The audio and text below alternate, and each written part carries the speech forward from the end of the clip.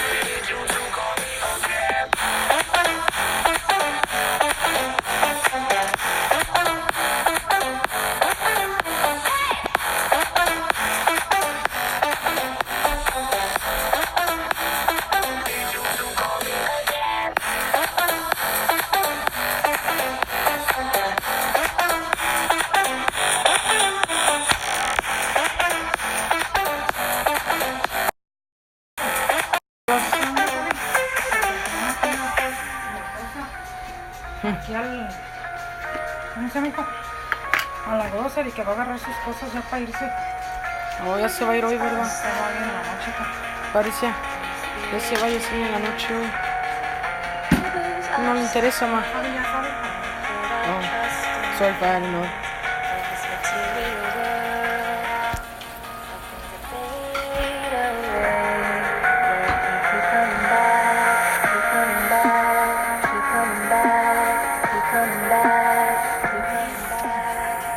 Pues la vemos hasta próximo mes, ¿verdad?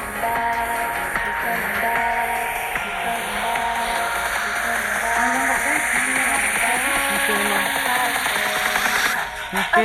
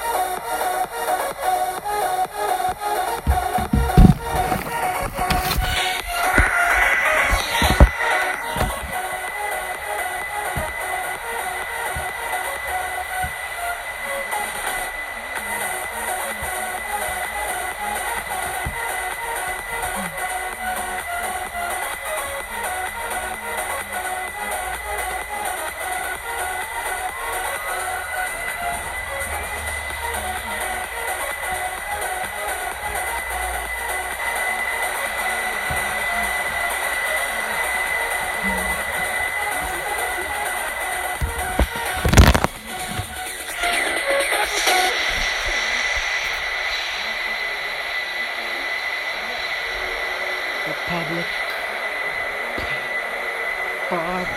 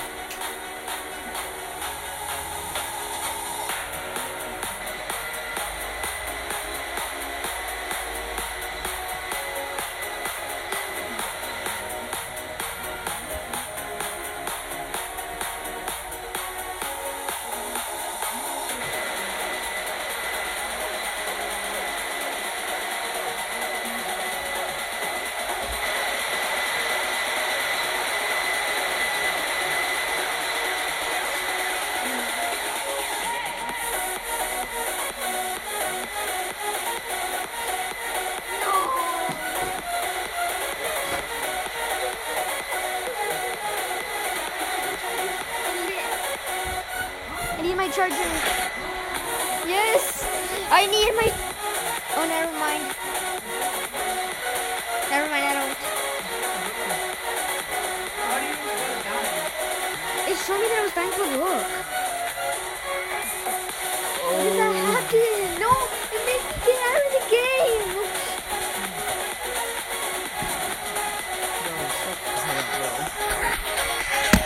Like, what do you mean my little birthday? What are you talking about? What? What are you talking about? It wasn't... Wait. It's like... You know the one that was like all decorated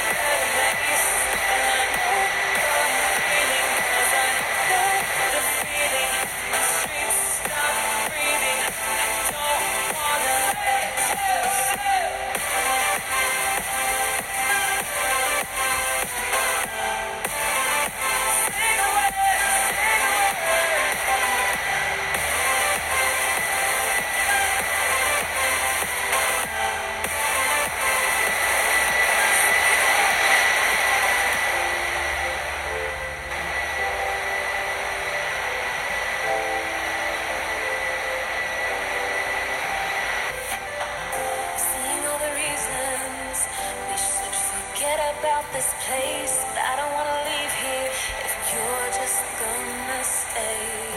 Changing like the seasons, been wasting all this time. Should be like satellites, casting on the sky. We are fate for another day.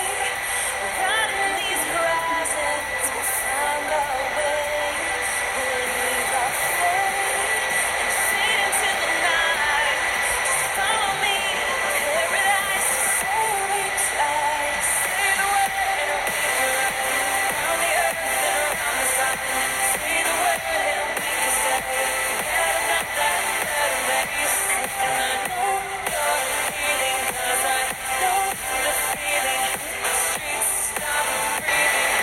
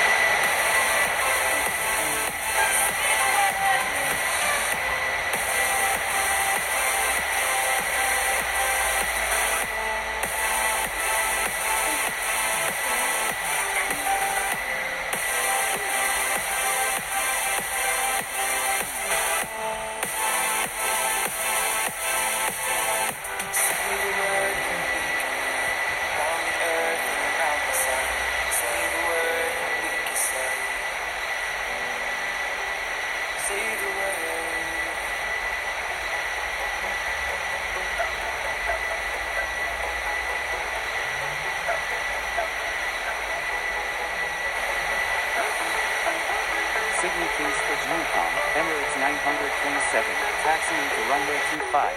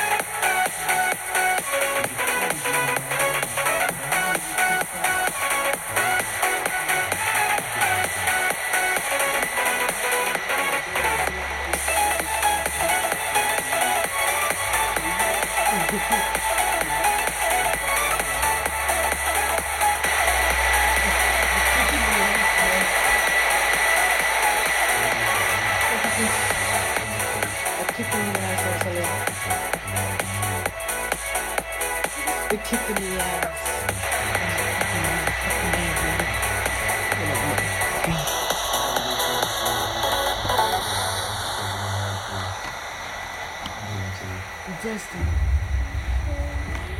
Okay.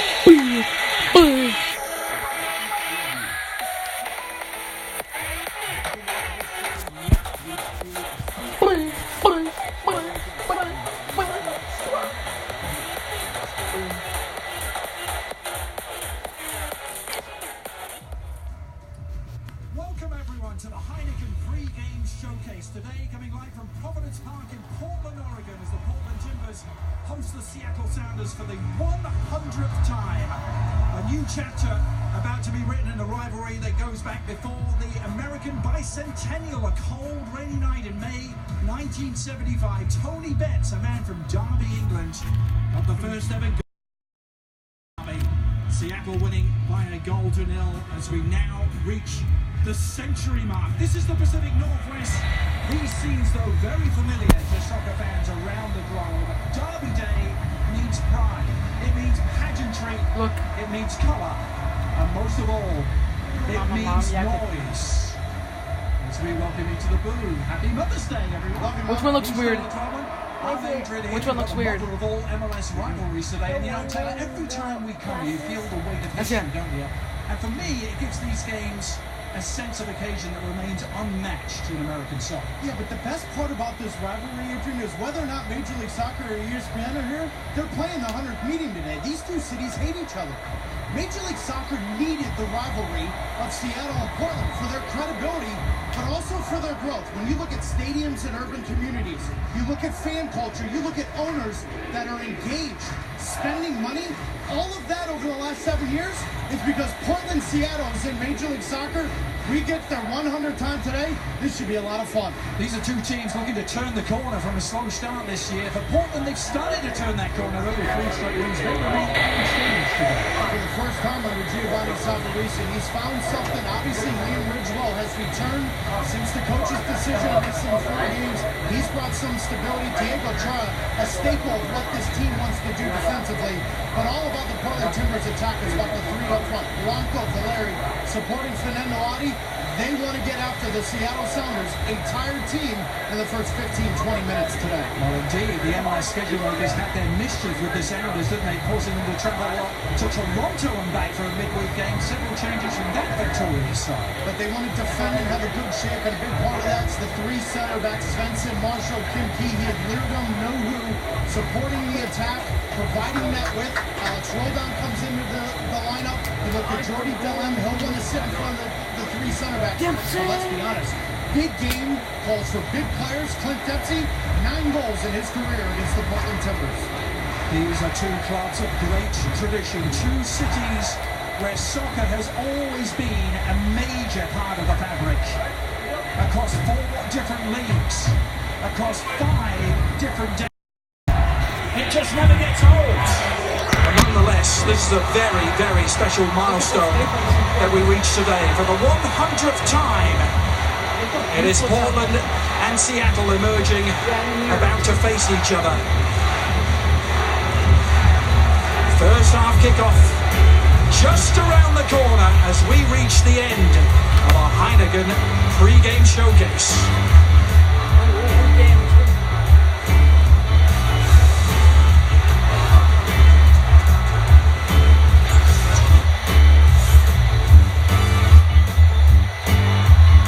You're a brave man, Mr. Stevens. Your testimony will save lives. Mr. Stevens, this is your new name. This is your new house and a perfectly inconspicuous SUV. You must become invisible. I'll take my chances.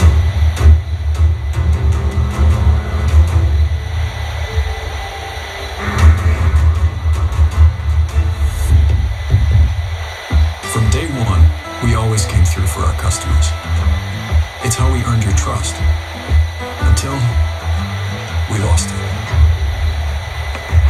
Today, we're renewing our commitment to you. Fixing what went wrong and ending product sales goals for branch bankers. So we can focus on your satisfaction. It's a new day at Wells Fargo, but it's a lot like our first day. Wells Fargo, established 1852, re-established 2018.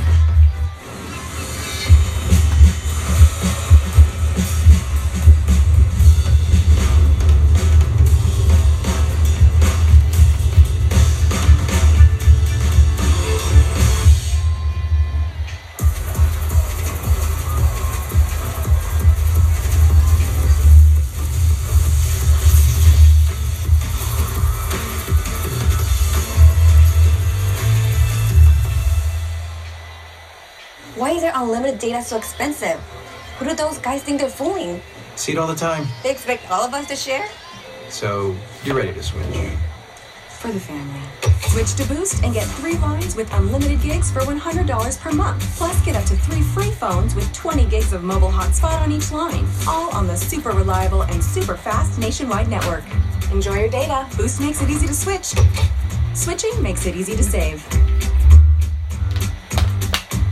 Sports is our thing. And the app gets it. And now, with ESPN Plus, we get all sports. Okay. We stream live games, binge our shows, and we replay the replays. We're just 2 best friends that can't get enough sports. Amongst the tifos, scarves, flags, and banners, the jersey reigns supreme. It is the ultimate connection to the club. Their pitch, our pitch. Bound by the jersey.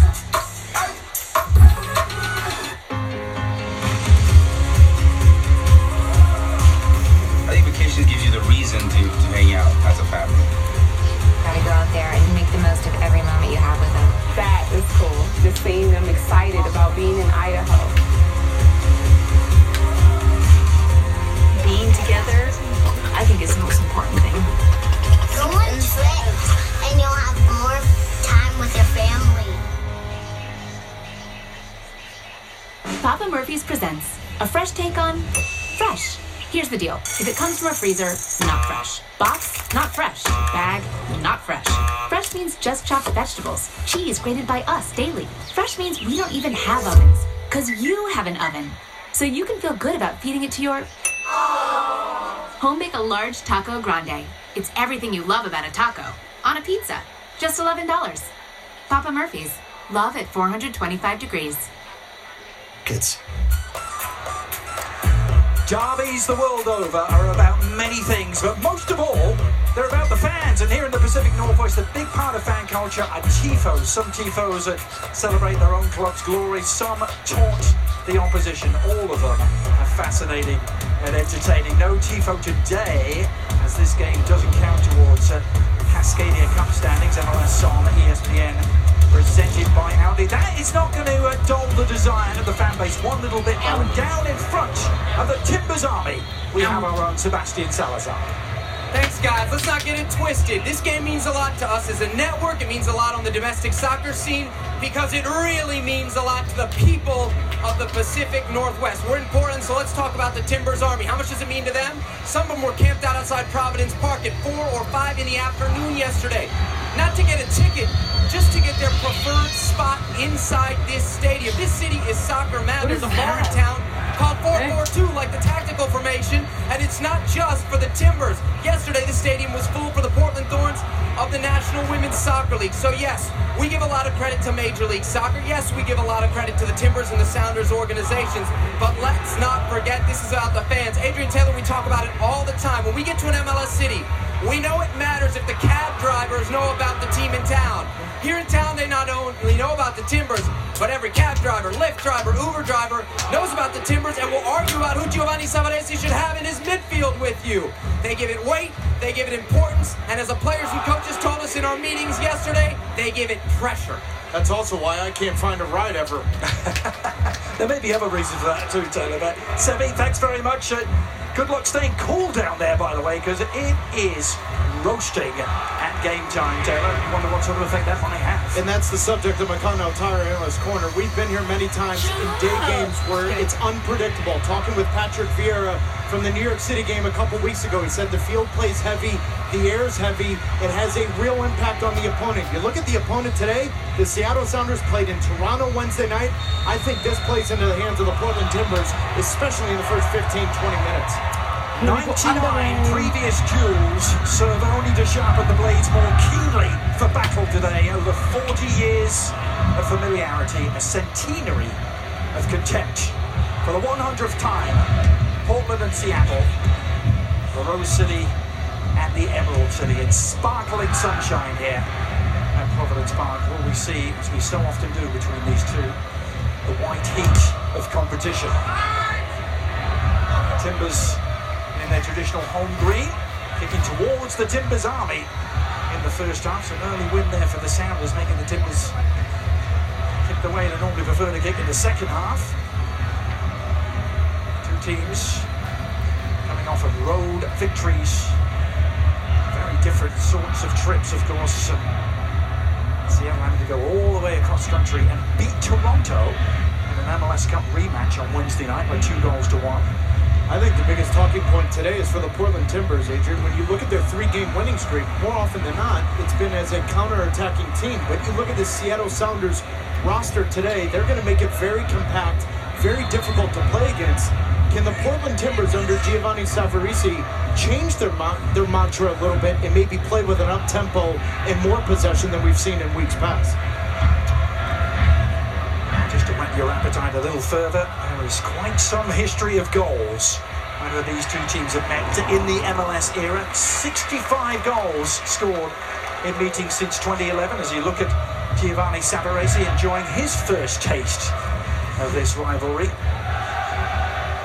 3-3-2, looking to get to a winning record for the first time after he went 5 games without a win to open up his bid to follow Caleb Porter's reign here. Opposing Brian Schmetzer. For the very first time, Schmetzer suffered his first defeat as a Sounders boss in the summer of 2016, right here.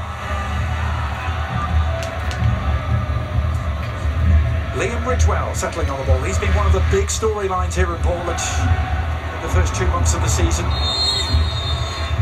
Not so much for what he's done on the pitch since his return, but his absence from it for 4 games.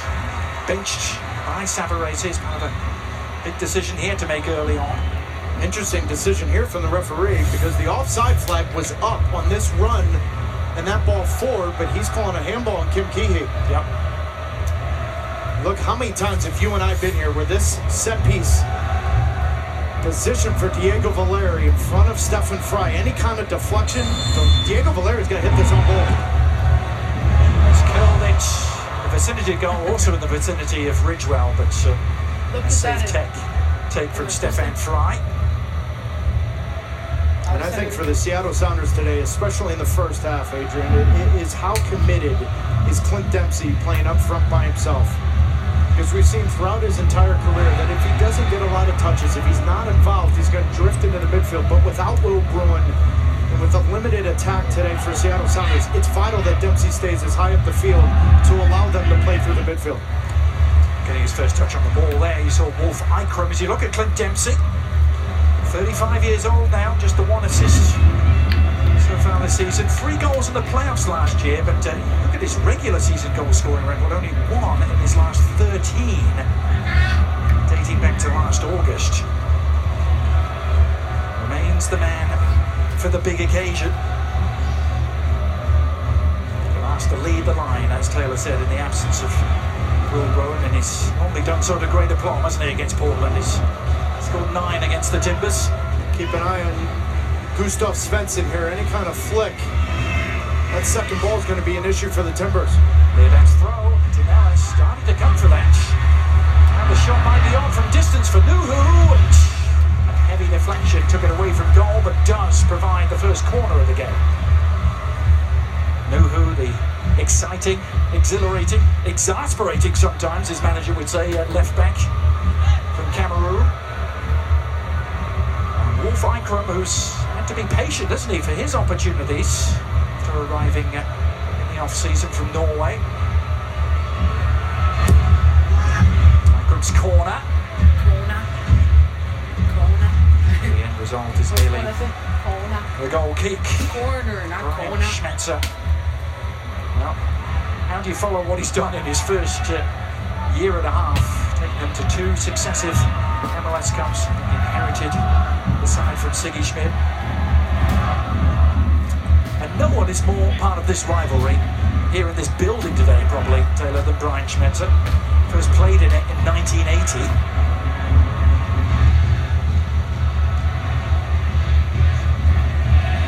Giving us some of his fabulous memories of occasions down the years. Yesterday, some of the receptions he's received here in Portland.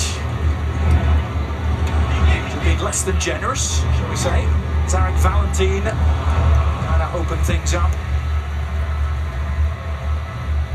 We've already talked about this 5-man backline today for Seattle, Taylor, with the 3 centre-backs. They used that on Wednesday night to great effect in Toronto. I like it. It's also showing the progression of Brian Schmetzer. Right? I think the MLS Cup disappointment of last year raised that question for Brian Schmetzer. Can they have a second formation? And I think you're looking at it today. We saw it Wednesday night, and you're going to see it again. They've got some real strength here with some center backs, even with Roman Torres out. I like this, but the key for it is going forward and in possession. Leerdam and Nuhu provide something in wide areas. They are more than willing to get forward at every available opportunity, Nuhu in particular. Chad Marshall. Game number 378 for him today in his MLS career. That ties him with Steve Ralston for 5th all-time in league history.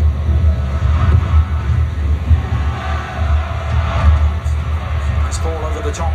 Found Leerdam. Leerdam looking down the central channel for Alex Roldan. The younger of the 2 Roldan brothers from the starting lineup today.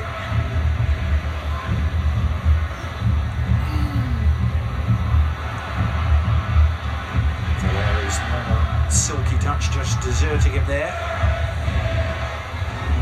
Valeri it was who came up with the game winner last week. And winning 1-0 down in San Jose, the late free kick, sumptuous free kick it was from Valeri as well to turn 1 point into 3. But it was also the couple saves from Jeff Antonella that kept them in that game. 2 clean sheets in a row for him. As he He replaced Jake Leeson for Giovanni Savarese in goal. Polo now. Young Peruvian with a left-footed service. Perhaps still waiting for any of the newcomers here at Portland to really take off and start to make an impact on this side, which essentially, for the most part, Taylor, remains unchanged from last year, and a big bulk of this team and the team that won MLS Cup in 2015. Polo and Paredes, the two newcomers we'll be looking at out there today. Sebastian Blanco on the ball now, arrived last year.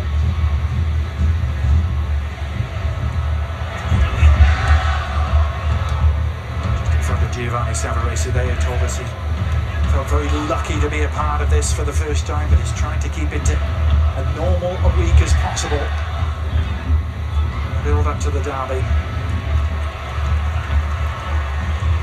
Certainly they're in much better shape than they were 3 weeks ago. We saw them lose in Orlando, perhaps unluckily, Taylor, but left them without a win in his first 5 games. Yeah, but they haven't been very convincing in the last 20 to 25 minutes of games either, and that's still a major question I have for this Timbers team. Is the first 60, 65 minutes, they've been pretty good and arguably one of the best in the Western Conference, but the last 20 to 25 minutes, they've really struggled. I do like the way Seattle Sounders have set themselves up today. I liked what they did Wednesday night. And look at the first 10 minutes of this game. It's been difficult for Portland to get Diego Valeri and Sebastian Blanco high up the field and in some dangerous spots. Ultimately, they're going to have to play behind the back 5 of the Seattle Sounders and maybe play a little bit more direct to try to open up the space to play into the feet of Blanco and Valeri. Timbers may be having to adjust early on that, Taylor. The coaching staff yesterday, I think they were expecting Seattle to revert back to a 4, weren't they? As the 2 centre-backs. Well, and anytime as a center forward, I was going up against 3 center-backs, I felt the first 15, 20 minutes, it was important to put into their minds that I was going to play in behind them. So Fernando Adi needs to play a couple balls over the top, run onto him, and then it will open up the game to play into his feet. If they're going to knock the ball around in these kind of spells and allow Seattle to be very compact, then ultimately you're left to a goalkeeper kicking the ball out of bounds from 4 yards out. Christian Roldan to Kelvin Leerdam, bending that around the back, but Antonella is there to pull it in. Now Paredes, the young Paraguayan, still only 19. This will be his last game as a teenager, where the number 22 shirt for Portland turns 20 this week.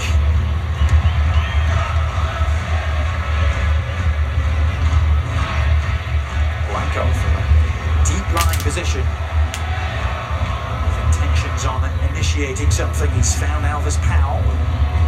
According to many onlookers here, is perhaps the most improved player this year for the Timbers. Actually display his wares there. Oh, but that's great work from Alex Roldan. He's got to be key in defending Powell when he gets forward to support Nuhu. That's that similar relationship you and I saw at Sporting Kansas City, that at the end of the game, Nuhu had a little bit of a brain mishap, didn't think it through. Alex Roldan wasn't there to cover that space up. So that relationship today is going to be tested, because when Valeri comes inside, Alvis Powell is going to bounce forward. That communication needs to be on point. Valeri is offside. Oh, that was close. A little glance from the Argentine in the direction of the assistant on the far side. He started to regain some of his form from last year, his MVP winning form, Diego Valerius. The other Diego, Chara, set sail here.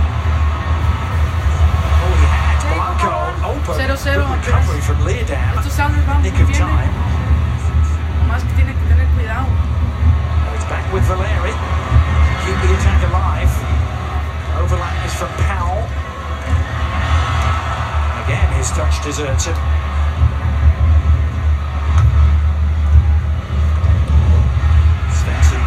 Stefan Fry in rather tight quarters. Nimbly done.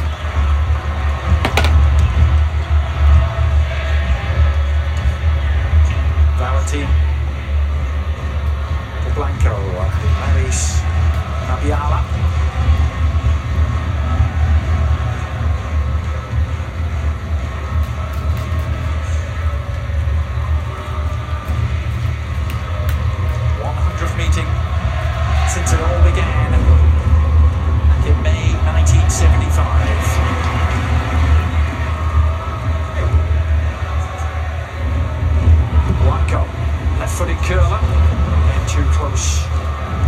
Stefan Fry. It's been the story early on for the home team. Stefan Fry, though, has got to be careful here. You know, he's asking and he's begging right now for some urgency from his team, but you've got 9, almost your entire team in your own half. The ball comes out, you come out, win this cross. There's no reason to throw this ball, because watch Paredes step on. You're putting your left back into a real precarious position. And Stefan Fry's asking for some urgency, but I think he's got to have a better understanding there that the team and the defenders are under pressure. He's got to give them some time to get out of their own end. I mentioned earlier the goal scored in this fixture since it became an MLS fixture in 2011. Remember, Seattle came into the league in 2009. The Timbers followed them 2 years later. 65 goals scored in meetings between two Cascadian rivals. It's the second most of any MLS fixture since 2011. Only RSL and the Los Angeles Galaxy have produced more in their games in that time. And a lot of them have come right here at Providence Park. When you look at the recent score lines between the two teams: 2-2, 4-2, 3-1, 4-1, 2-4, even a 4-4 draw. Will we get something similar here this afternoon? Here's Addy, who's done so much damage against Seattle in his time, but the flag denying him the opportunity this time. This isn't an issue. This is exactly what you want if you're Fernando Addy. That left shoulder's offside, but that's exactly what you want. You want to play off the back shoulder. So now, Kim Keehee, Chad Marshall, now they're all of a sudden thinking when Diego Valeri or Blanco gets in that spot, they're going to drop that half a step to a full step deeper. Now you can play into the feet. That's a good run from Fernando Addy. And even a better look from Diego Valeri. We saw Addy's record there. 8 goals against Seattle. He may have a chance to get on the end of something here as Polo hurdles forward. Andy Polo. And Chad Marshall matching him stride for stride. Great recovery here from Chad Marshall. But how's this for 2 quick touches in tight space? And there's the pace that I've heard all offseason from Andy Polo. Now playing in a little defensive role, but coming out of the midfield with that kind of pace, that's a real threat. Good defending from Chad Marshall. Polo looks to be going to the World Cup with Peru. Valeri with the corner up the grabs, and it remains so. Mabiala trying to force his way onto it, but too forcefully as it turned out. Referee Robert Sabiga right there to award the foul. The tussle with Kim Keehee. Our first look at Keehee today, the Korean international, could also be on his way to the World Cup. Only his 3rd start for the Sounders. He's arriving from Shanghai Shenhua. Apparently he got a big recommendation. Obafemi Martins, wasn't it? Martins, the former Sounders striker, plying his trade there, and Keehee the thumbs up to make the move. Certainly helped.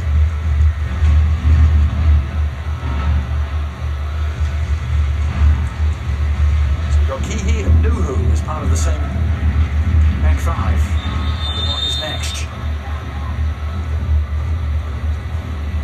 MLS on ESPN, presented by Audi. The Audi Player Index tracks every move of every match. To learn more, visit MLSsoccer.com/Audi, and in part by Boost Mobile. Delighted you could be with us. Delighted you spent part of your Mother's Day with us. Mother's Day, by the way, to all the mums out there. I already wish Mrs. Twelman just that. She's on the golf course, so I'll have to send her a clip. I'm sure she'll be told. Adrian Healy and Sebastian Salazar as well with you here today, and watching Seattle get their 2nd corner of the game.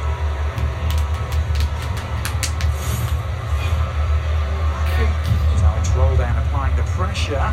Sure if Mabiala got any touch there, but corner nonetheless. The Magnus Wolf Eikrem to serve it in. Not quite the delivery he was looking for, and it allows Chara to turn defence into attack.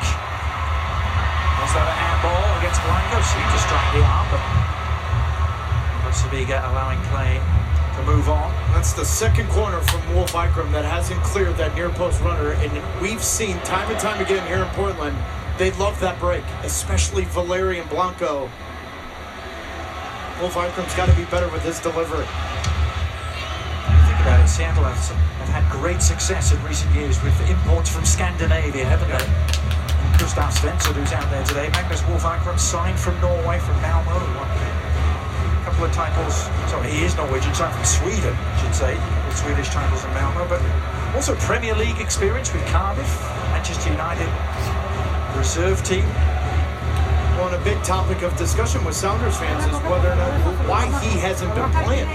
Yeah. Now, Wednesday night's performance was easily his best performance for the Sounders, but Alex Roldan's, his number's been called more because he puts in the defensive work. Wednesday night, we saw a little bit more from Wolf Ikram, but when you look at this roster, Ikram's the only player that gives them any kind of pace out of the midfield because Christian Roldan wants to do a lot of the dirty work. So Wolf Ikram today has got to support Clint Dempsey coming forward, and those late runs out of the midfield could be an issue for the Timbers back four.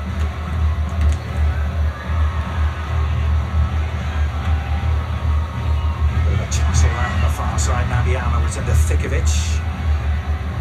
That's the far side of Providence Park. You're looking at where the construction work is underway. Very soon that stand you're looking at will be doubled in size with another 4,000 seats being added above those. It's a project they started earlier this year. You look at the cranes and the building work going on. 21,144 the capacity here, Taylor. They had to do something to expand it. 13,000 on the waiting list for season tickets. That building work meant Portland had to start the year on the road, the first 5 games. And more than likely, they'll do the exact same next year. It's very similar to what Toronto did with their new stadium renovations. And they went on the road early on in the 2 years. You know what I'm going to say, though. The complete stadium renovation will be when there's grass in the stadium. Yeah. It's the final piece of the puzzle. Well, because when there's grass in this stadium and those seats are done, it's going to be a hard argument to have that this isn't the national stadium for the U.S. men's national team. And the women, for that matter. It's not been the most prodigious of starts to the game for Alvis Powell that we talked up as being amongst the most improved. Yeah, he's had a tough time up against Nuhu. As we look at the end, which will remain unchanged. It's pretty much unchanged from back in the early days of this derby, where the Timbers Army reside. This place used to be called the Civic Stadium back then. Actually, your father came here and played in the NASL days, Taylor. No, it's the only rivalry in Major League Soccer that's generational. 3-year-olds are taught in Portland and Seattle to yell obscenities to the opposition. And told very well by the sounds of things. Ask Brian Schmetzer about that story. That's one of the best ones I've ever heard.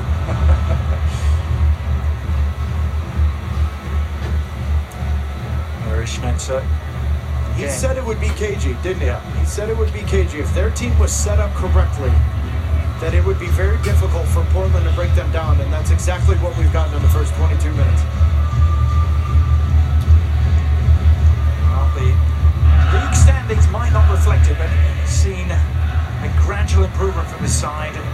Seattle, of course, well talked about, well written, their proclivity for slow starts. And nevertheless, the months of March, April, and May generally not their best, but that's not when the silverware is dished out. No, but look at the amount of injuries they've had. Yeah.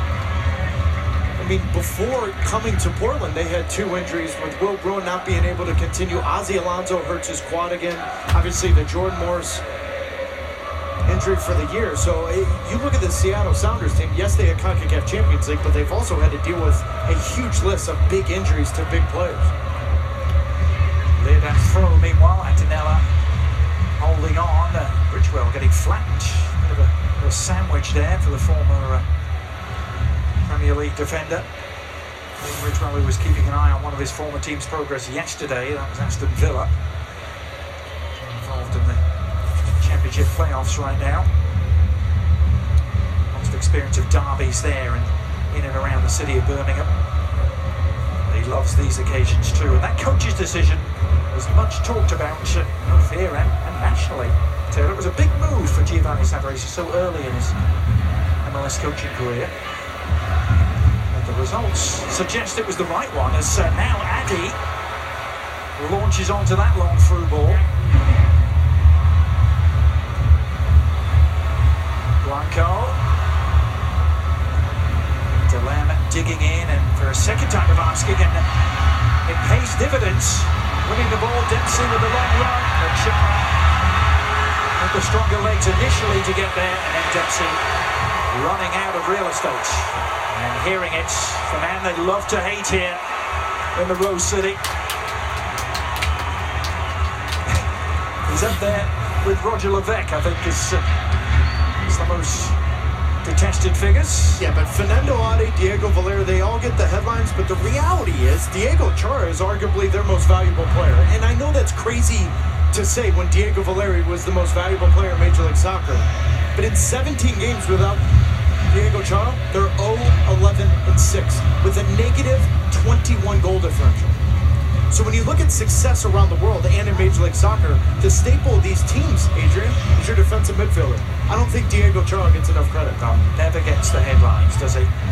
And right there's a perfect example. You're throwing numbers forward, you're bombing forward, the counter going the other way.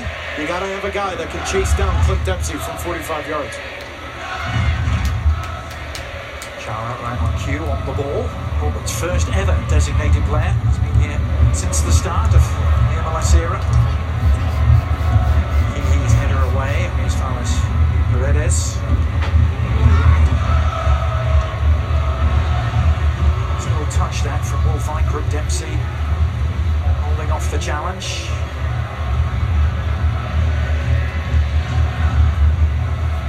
That list of injured Seattle players up there. Of those 7, probably 6 would be starters today in Brian Schmetzer's ideal starting 11. It's integral, influential players to do without. He called it the worst injury situation he's ever known, dating back to his USL days.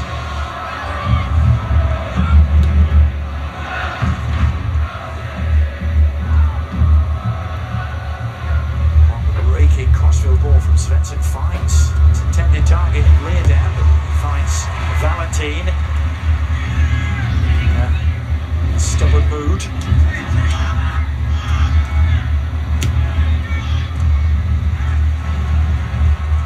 Away from Bridgewell, now Valeri. Trying to work up through a couple of gears in midfield. He was prevented from fully doing so. 4 goals and 3 assists now for Diego Valeri.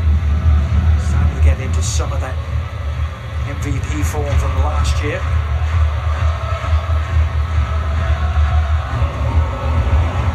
Went from Blanco to come back to Valeri, and Nuhu, I believe, got a very important foot in there.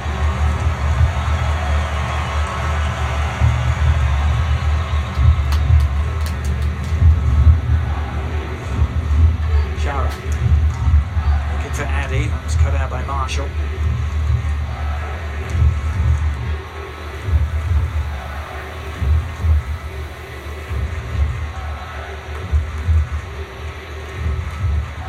Seattle have the upper hand when you look at the MLS meetings between these two teams. They've won 9, Portland 5. 6 times it's ended in a tie.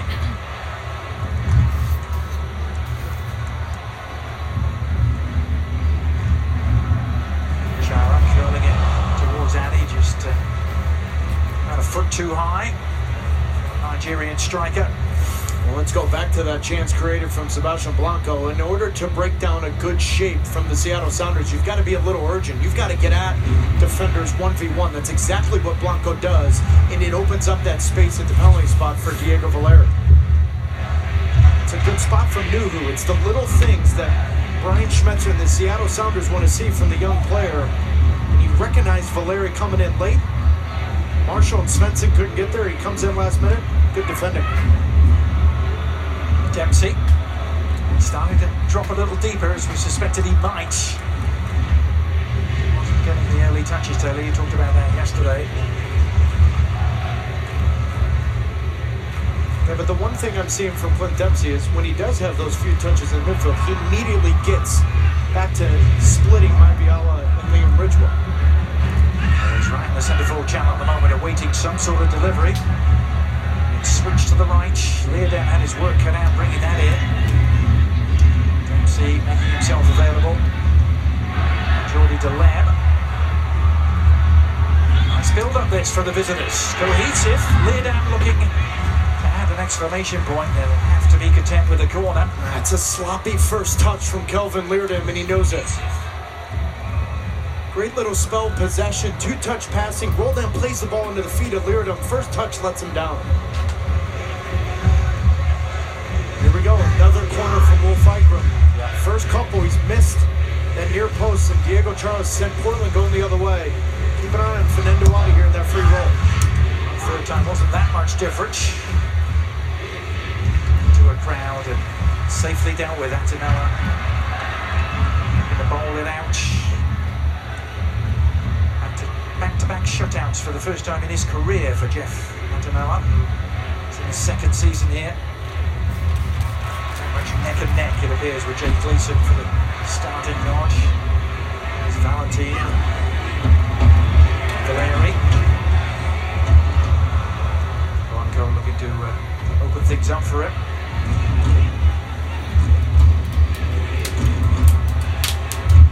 Valeri taking on Leerdam. Leerdam having none of it. I think it's a hydration break now. Yeah. Adrian, watching the Portland Timbers under Giovanni Savarese this year, I do like the freedom of Diego Valeri and Sebastian Blanco, because in possession you're seeing Valeri on the left, on the right, dropping into the midfield. Blanco's kind of played himself into a more comfort role under Savarese, and a big part of that is in possession, them finding that rhythm and the freedom to find the space. Hydration break for everyone involved, including the Timbers army. Giovanni Savarese will have his say. 89 degrees today. Talking of heat, Taylor, switching the focus to Seattle, there's been a lot of heat on their general manager in the last week to 10 days. Garth Lagerwey, for some comments he made publicly about Seattle's spending power. What did you make of those comments? Well, I've made it known. I'm very appreciative of Garth Lagerwey. Yeah. And I think Adrian Hanauer hired him for that reason. But I also look at Adrian Hanauer and what the Seattle Sounders in that city and the fan base is all about. What it says to me is they have a real pressure in that city. Garth Lagerwey is not apologizing in many MLS cities for his comments. He is in Seattle because that place demands pressure. That place demands honesty, which is what a little bit of what Garth gave. But Adrian Hanauer also looked at the situation and said, wait a minute here. I mean, we saw the numbers with the salaries that came out. I mean, their payroll is over $11 million. Yeah, they're still in the top 6, aren't they, in terms of spending? Right. So when you do look at it, the apology from Garth Lagerwey is more to the fan base and the pressure and what is Seattle as a city that embraces a winning culture. But I look at what this team's going to do this summer. Don't be shocked if all of a sudden there's a little bit more money on the end of that designated player because of those comments from Garth Lagerwey pushing and moving the needle just a little bit more for the Sounders franchise. Well, indeed, only a couple of days later there was talk of 8 figures perhaps being spent on a designated player for the Sounders. As we resume hostilities there, the 100th meeting between these two. La Silvia really come to life as Andy was lurking beyond the far post, was suspected. It may be a slow start to this one in the heat. Fernando Adi in his 10th year now as a professional. 5th year with the Timbers. Slow recovery for him, wasn't it, from an injury last August. He had a 7-game scoreless streak that bridged last year, and this is his longest since his first year here. Back in business recently with a couple of goals in recent weeks. It's only the 3rd home game of the year for the Timbers. They've won the previous 2. 3-2 here against Minnesota to give him Savarese his first MLS victory as a coach, and then 3-0 against New York City FC.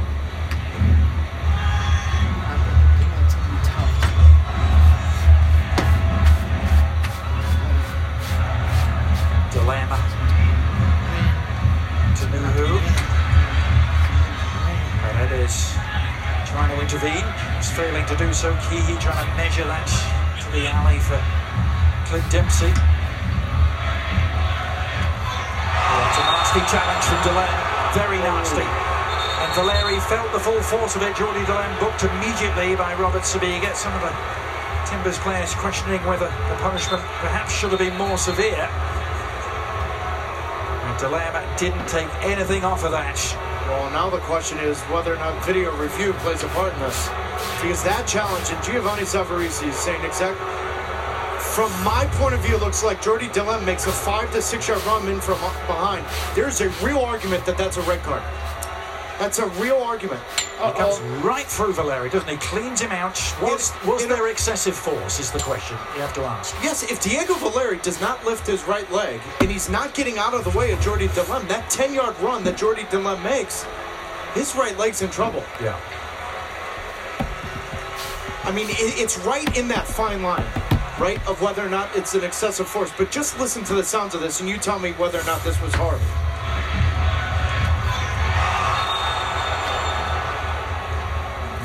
That's the wording, that's the phrase that referees always have to have at the back of their mind when deciding whether it's yellow or red. Was there a demonstrated use of excessive force? Robert Sabiga, probably by the finest of margins, coming down on the side of yellow rather than red, but híjole, casi lo expulsaron, uno de Seattle. No further margin for error, that's for sure, as Chad Marshall. I mean, it's in that fine line of that gray area between a red and a yellow card. Yeah. Well, there was a red card for the Sounders last time they came here a year ago. We were here for that game. A 2-2 draw. Brad Evans was sent off in that one. And remember, for video review, it's got to be clear and obvious. Yeah. And I don't think the Jordi Delam tackle was clear and obvious, so that's why we're not going to video review. But my goodness, now that changes this whole game because Jordi Delam now is sitting on a yellow, and he's cleaning up so much of that space in front of those three center backs. You would have to think Giovanni Savarese wants someone from the Timbers to occupy Jordi Delam and ask him some questions of that second yellow maybe coming sooner than he wants. Because that's the space we've seen very little from the Portland Timbers today, and that's credit to the way Schmetzer has lined up the Seattle Sounders. Very little has gone through the middle. If anything, they have to go in wide areas with either Polo, Valeri, Blanco, but you've seen very little from Fernando Adi and Valeri and Blanco centrally. 10 minutes remaining in the first half here at Providence Park. Goalless between the Timbers and the Sounders as they clash. The 100th time a centenary reached. Rivalry that was born on the same day as one David Beckham, by the way, May the 2nd, 1975. Turned out to be a big day for MLS, didn't it?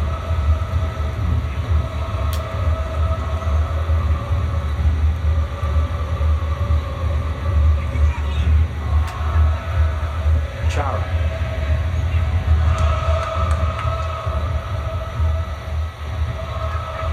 William Ridgewell found a seam there for Blanco. They are controlling the central channels now. They go wide to Valentine. Sort of shape to the cross, but no one really reading it and crashing in on the edge. For the first time this afternoon, Adrian, you've seen the Portland Timbers have the ability to play between the lines, get it centrally, and then the game opens up in wide areas. It's taken 36 plus minutes for the Portland Timbers to get it into the feet in front of Chad Marshall. They've done so. Now they've got themselves a dangerous corner here. Just their second corner of the afternoon. Valeri in charge of it. He can't get it over the first defender. Gets it alive by Blanco, who's looking at goals. Sebastian Blanco has 4 goals already this season. He was on a tear early on, wasn't he, for Portland? He just looks like a different player, doesn't he? He looks more comfortable in this role, where he's allowed to just free reign in possession. Obviously, defensively, he's going to give them a little shape and sit in that left side of Fernando Adi. But just watching him in possession, he looks like he feels much more comfortable and having some freedom in finding the game. I have to ask, how many national teams around the world will Sebastian Blanco and Diego Valeri be automatic starters for that of the misfortune to be Argentine. There's only 3 or 4 in the world that they wouldn't. Argentina's one of them. Yep. Here's Paredes, who plays for Paraguay. Now Valeri. Valeri across the face of goal. I believe he was trying to set up Paredes. Yeah, but this is much better, much more urgent from the Portland Timbers. And Paredes stops that run. He stalls just for that split second. That's why that ball from Valeri back post is a yard or 2 away. Paredes part of an increasing contingent of young Paraguayans in the league.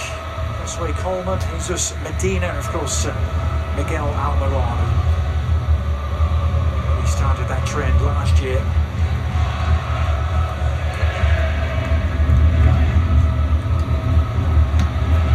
About the team at halftime, Taylor, maybe going in a rather different direction, the young South Americans. Looking forward to getting your thoughts on the rumoured move of one Wayne Rooney. That will be coming up on the Audi halftime report as well as the MLS weekend scoreboard. Not going to let you loose on it just yet. It's been much talked about. What are your thoughts? I hope halftime's about 35 minutes long. You might need it, yeah.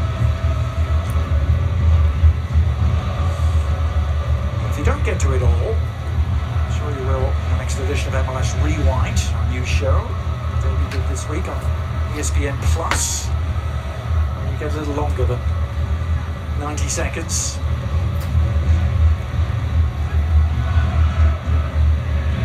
All in all, I came into this one wondering about the makeup of the Portland Timbers, and they've had their success in their 3-game winning streak, and quite honestly, their identity under Giovanni Savarese as being a counter-attacking team. Today, they're not going up against a team that's going to dominate possession and push numbers forward. They've actually had to dictate the tempo. It's gone a little against the grain for them. It's been a little bit of a struggle, in my opinion, in the first half for the Portland Timbers to break down Seattle. Yeah, it's one for the purists, isn't it? A tactical chess game, this. Played in blazing sunshine here. Temperature only getting hotter. There's Dempsey. Nuhu with time to shape the cross. Those very natural targets. Wolf Eichram doing his best to get into the mix. But I think the real question for the Portland Timbers at halftime and Giovanni Savarese and his staff is whether or not you need 4 in the back. You're not going to get a lot from Valentin as you look at our target goalpost camera, that ball from Nuhu across Jeff Antonella, but that's a real debate tactically, is whether Seattle's only playing with Clint Dempsey up front. So do you bring on Armenteros to play next to Fernando Adi, take off Valentin, play 3 in the back that only have to deal with Clint Dempsey, and it gives you a little bit more numbers in the attacking third, which is where they've struggled in this first half. You know, if Valentin's more of an attacking fullback, Adrian, excuse me, then it opens up the game. But with Alves Pau being the primary attacking option in wide areas, maybe Savarese wants to change it up at halftime. Now, quick throw, trying to release Blanco here. Roldan was alive to the danger, and that was really canny work from Christian Roldan, because that quick throw had Keehee out of position. No doubt about it. This ball goes out of bounds. Kim Keehee's out of position, so Christian Roldan's got to recognize that, slide over 15, 16 yards and clean up that play. Happy to concede the corner in the circumstances. Now Valeri. And near post right in front of Christian Roldan. That's a difficult spot. Any kind of deflection could be a nightmare. Fry with a solid punch away. Powell. Rekindle the pressure. Fry not really under any, able to gather unchallenged.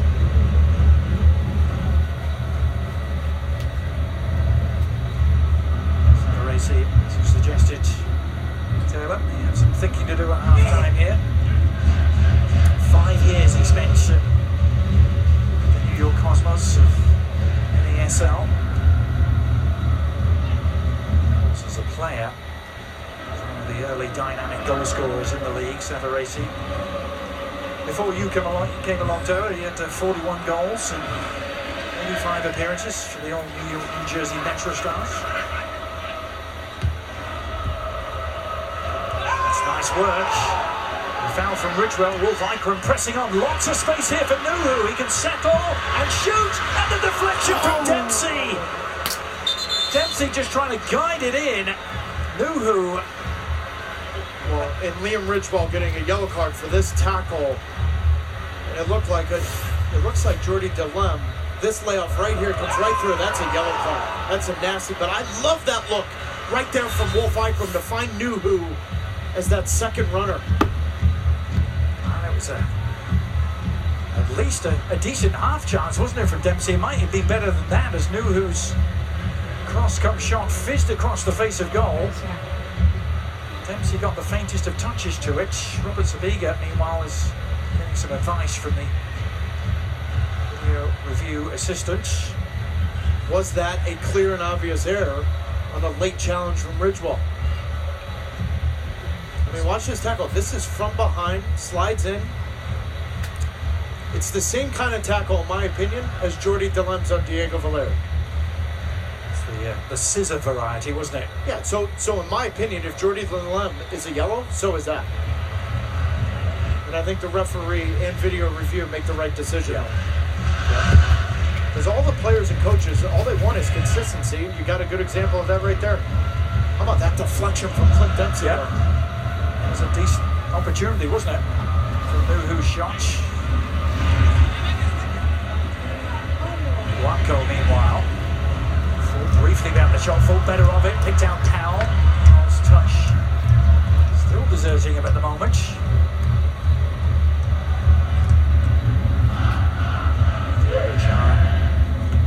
Offering the outlet. Now the Jamaican still only 23. To his 6th year with the club. Another attack stalls for the Timbers, and now the counter-attack. Dempsey has a long way to go. Abiala tracking him. Dempsey, in the end, more than happy to carve out a corner. Let's go back to that Clint Dempsey deflection. I love the look here from Wolf Ikram to find Nuhu. That ball comes across. Dempsey gets a little touch. That's difficult because that's coming inside. It's an in-swinging ball off his far foot, but that's a great look from Wolf Ikram to open up Nuhu with that chance.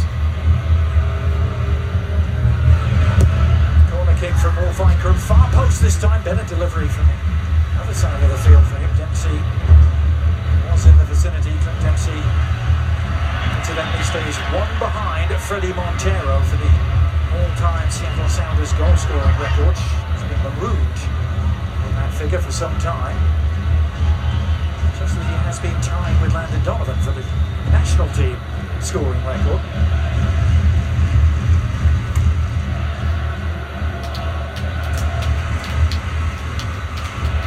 Final seconds of first half stoppage time. One more attack perhaps, which Valeri has designs on. Valentine beyond Addy. Nuhu kept in play by Stefan Fry. It's been a solid performance in this first half from Nuhu.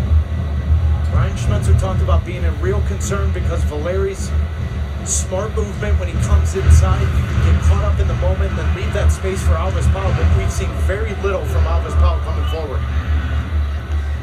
Perhaps we shouldn't be too surprised. Seattle, despite their lowly position coming in, conceded the second fewest goals in the league. Just 10 of them. Only Dallas had a better defensive record, but it's goal scoring. That's been their problem. They are bottom of the league in that department. It's clever. Blanco. Nuhu continuing his good work. The follow-up cross finds Valeri. It was almost a miraculous piece of work from Valeri, bringing that down out of the air. And in many ways that sums up what we've seen in the first half. Lots of effort, lots of endeavour, certainly plenty of sweat on a scorching afternoon in the Pacific Northwest, but nothing to unduly trouble either goalkeeper. It is scoreless. Here's Giovanni Savarese with Sebastian Salazar. Thanks, guys. Coach, thoughts on the first half? I thought it was, as expected, complicated game. They closed in a lot of the spaces. So we need to be a little bit quicker to be able to move the ball with the heat. It's not easy, but I think we can find spaces in the wide areas for us. I think that's the area where we can exploit them, and we have to be careful because also in the counter they're pretty dangerous. Coach, thanks. Good luck in the second half. Guys, back to you. Giovanni Savarese perhaps pondering some tinkering to his tactical approach. We shall see. No joy so far for the Timbers. 0-0 after 45 minutes of the 100th meeting of these two Cascadian rivals. We'll talk a little Wayne Rooney when we come back.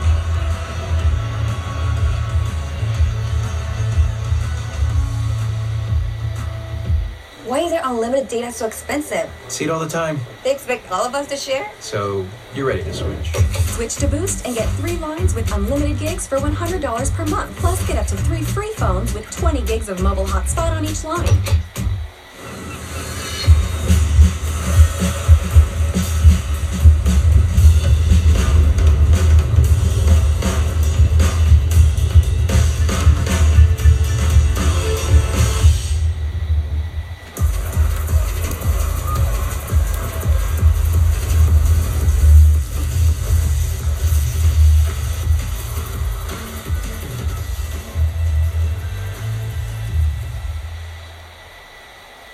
Continental tires are built for the road that connects you to all of life's journeys. And for nearly 150 years, we've been developing tires to fit your needs.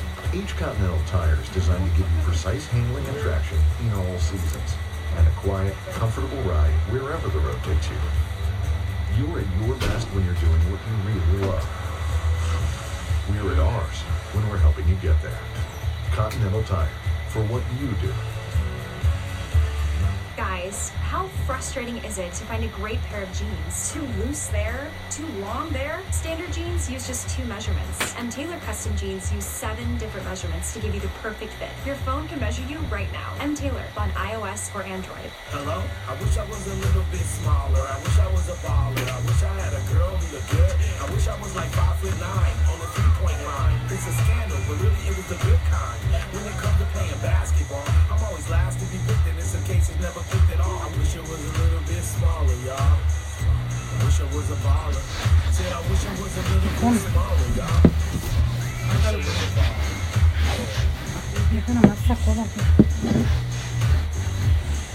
It's the Jeep Celebration event at Dwayne Lane Chrysler Dodge Jeep Ram. Visit Jeep Compass Latitude $149 a month. Save over $6,000 on a new Jeep Wrangler GM Unlimited set. Now a 4x4.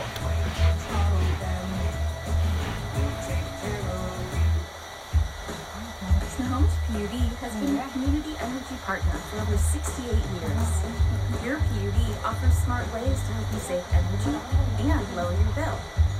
We continue to help you save with smart rewards for the purchase of efficient appliances, special prices on LED lighting, and shower heads that can save gallons of water every day. Fíjate cómo se activa para Visit smart rewards, smart rebates, and smart rebates.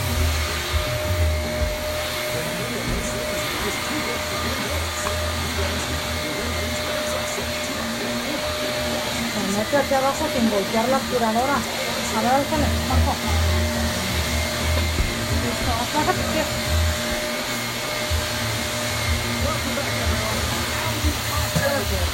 Ya bájalo.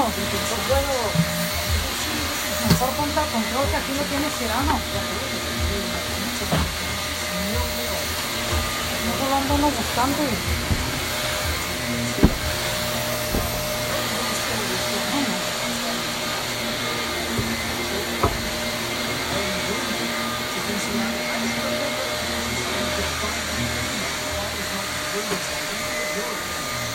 Talk about real progress. We are arguing in the Major League Soccer circles of whether or not the 32-year-old all-time leading goal scorer for the England national team is fit enough or good enough for arguably one of the worst teams in Major League Soccer.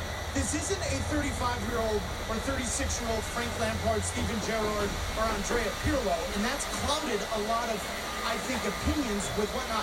This is a mega superstar. This is a massive superstar. 5-year-olds in Portland this morning were wearing Wayne Rooney jerseys. But that's not the point, because the heat, the weather, the travel, that's all going to play a part in Wayne Rooney to DC United. But this is about the franchise of DC United, who for the last 10 years has spent zero. This is a franchise that has multiple people doing multiple jobs. Do they have the infrastructure? Do they know what's coming when a mega superstar shows up? Or is this just a Band-Aid? Because in all seriousness, in the metropolitan area of DC United is irrelevant. It's non-existent. So in order to revive the franchise, you've got to do this.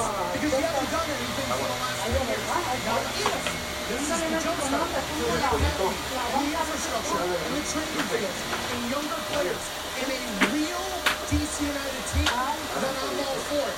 But if this is more about just getting people to show up to how we feel, and talk about it for 18 months, then guess what? 18 months from now, we're still going to be talking about raccoons and RFA, and not about arguably the strongest academy team and area in this country, DC United. It's on you. It's not on Wayne Rooney to make this work. Never stop talking about those raccoons at RFK, by the way. Will it be a case of Mr. Rooney going to Washington? We shall see. Well done, Taylor. In 90 seconds, he managed to cover what? We'll give you about 45 minutes. Just join me. MLS Rewind on ESPN Plus, now available on the ESPN app. You can also see ESPN FC and the Outer Market games too on ESPN Plus. 0-0 here.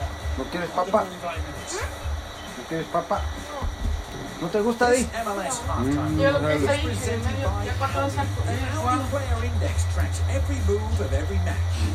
es que ellos ya, es las silvas que ellos juegan ellos, ¿es verdad?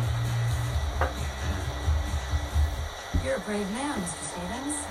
Your testimony will save lives. Mr. Stevens, this is your new name. This is your new house, and perfectly inconspicuous as you be. You must become invisible. Sanders tienen como muchos lastimados, los tres.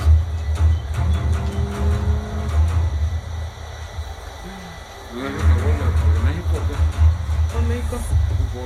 Oh, el Toluca ya, esos Toluca ya fueron a la final. Pues todavía quién sabe, falta la América y Santos. Yo tan preocupado por la América y también mi mamá. Fixing what went wrong and ending product sales goals for branch partners, so we can focus on your satisfaction. It's a new day at Wells Fargo. Es que yo soy América, por eso Morelia también. Established 1852, re-established 2018.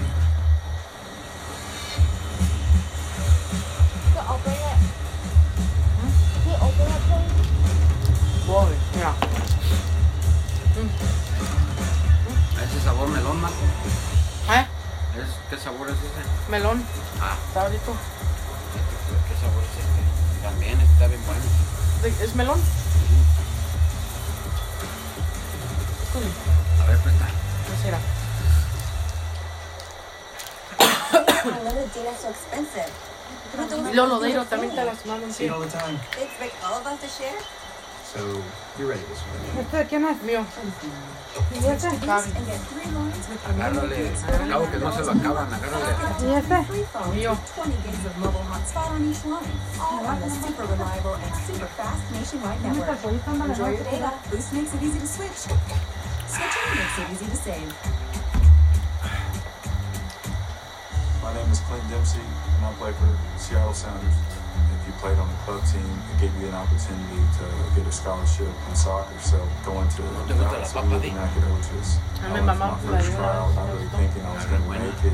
La papa una papa bien buena de la Costco. ¿Me gustó? Está sabrosa, me hecho hasta mi bien fácil. Nomás que no me la compré porque me traía. Yo tengo todos los paquetitos, compré una caja, ¿qué crees? Paquetitos. Para mí, Seymour and celebratedsoccer.com. Mamá, Oh, esa de polvo. Mamá, sí me gustó. ¿Me apuestas?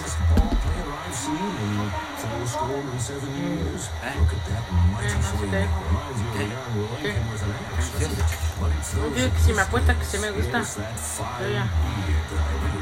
They're gonna be building monuments to this kid one day. He'll never have his face in a $5 bill, though. Sunday Night Baseball. Nationals Diamondbacks tonight at 8 on ESPN. This copyrighted telecast of Major League Soccer may not be retransmitted, reproduced, or rebroadcast without the express written consent of Major League Soccer. Let's take a look now at our Goal of the Week, brought to you by AT&T. Goal of the Week, ¿cuál será? Otra vez Galaxy perdió. No, eso no. Ya Galaxy ya no es tan bueno. Ya tiene 4 seguidos perdidos. Perdieron ayer con Chicago. Mira. Y con el Ibrahimovic también no lo hacen. I just took an ice bath. You had to. With the polar players as well. Soaking their feet at the moment. 0-0. The goals were flowing as they have done early on. Mira, Toronto otra vez ya no. Dicen que DC United va a agarrar un jugador que es muy bueno. ¿Dónde es? De allá por Europe, a ver sale. With Brad Friedel and that team beating Toronto at home 3-2. Two teams in the Eastern Conference that we didn't think would play a part in that. This man is a huge part of what Brad Friedel has done. You look at our Audi player index. Pero eso de verdad eso no fue el Goal of the Week, vea que no. Lo más bueno. Led by Christian Pinilla. Good win at home against Toronto. He likes to score. Mira en las 5. Orlando and Atlanta. And then what did you term it? The alphabet derby, LAFC. Después de este juego va a ser ese, pero después de ese va a empezar el LAFC con 8:30 Eastern, both of those games on Fox Sports 1. Es el Día de las Madres, ¿verdad? Happy Mother's Day, everyone. So glad you're going to be with us the second half. Estos de veras de algunos no quieren hacer, mira, uno dice que Seattle, ¿verdad? This MLS halftime report is presented decía by FCK, no decía la U, Audi pero Player sí Index Seattle. tracks every Así que esos no les gustan a Seattle. To learn more, visit mlssoccer.com/Audi. Por eso son rivales, ¿verdad?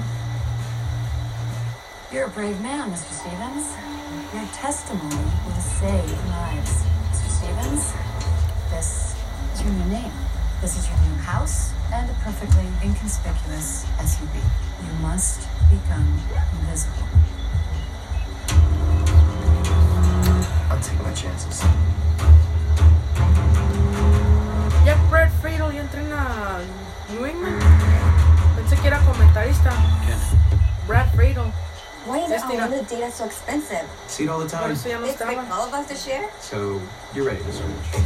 Switch to Boost and get 3 lines with unlimited gigs for $100 per month. Plus, get up to 3 free phones with 20 gigs of mobile hotspot on each line.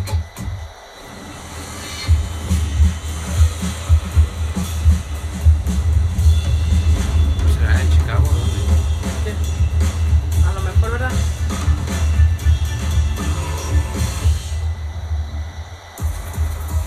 ¿Dónde está ahí? ¿Nueva York? A lo mejor sí. Heineken, puro Heineken, ¿verdad? Hong Kong. Why is their unlimited data so expensive? See it all the time. They expect all of us to share? So, you're ready to switch.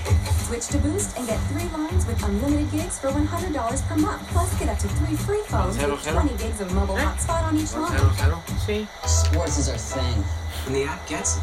And now, with ESPN Plus, we get all sports. We're good. We stream live games, binge our shows, and we replay the replays. We're just two best friends that can't get enough sports. Our soccer is from the streets. Nuestro soccer es creativo. Our soccer is about the passion for the game. El soccer es nuestro estilo y nuestro estilo nuestro soccer. Ese Jonathan se lastimó ayer. Se dejó el 2 Santos, así que Giovanni y Jonathan ya no están. ¿Qué le pasó? That feeling, only better. America's best bumper-to-bumper limited warranty. Standard on the Volkswagen Atlas and Tiguan. Hurry in this Memorial Day and lease a new 2018 Tiguan S Sport Motion for just $199. ¿Cómo? A ver. You're the lucky few chosen to work at the Department of Imagination. Working here is an honor. But make no mistake, this job is not easy. You'll train your imagination and use that power to May help 28th. Washingtonians imagine bigger and better than they've ever imagined imaginable. You'll be there for every player, big or small, and help players' imaginations reach Con razón va a haber un partido de México. with the Department of Imagination. And we imagine hard. Va a ser el lunes, yo nunca he visto eso. Welcome back, everyone. MLS on ESPN, presented Bosnia by our fabulous scenes, as always. Inside the hallowed ground that is Providence Park. Stadium that's hosted more of these rivalry games than any other. The 49th time it's been played here, the 100th in this derby's history. Seattle and Portland separated by 173 miles. Not too much separation on the pitch, do they? Yep. Shots on goal. Ahorita. There's a chance it would be this sort of conditions. No has comido nada, yo creo. Sí, ya comí licuado y un té. Last ball is you. There was a hydration break in the first half. Over 59. Mira, los marineros perdieron. Ayer. The Timbers come in having scored at least one goal in Digo que los marineros iban bien, pero ya no. their last 37 home games. They've only been held scoreless once here in over 2 years. It's by Sporting Kansas City last April.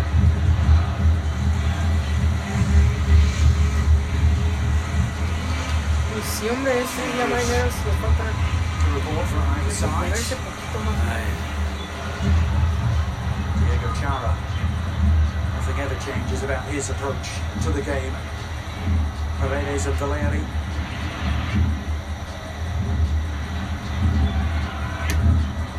Powell for Portland. Whoa. Diego Valeri's reaction's the same as mine. There's a curling cross, wasn't it, from Powell? They just hang there.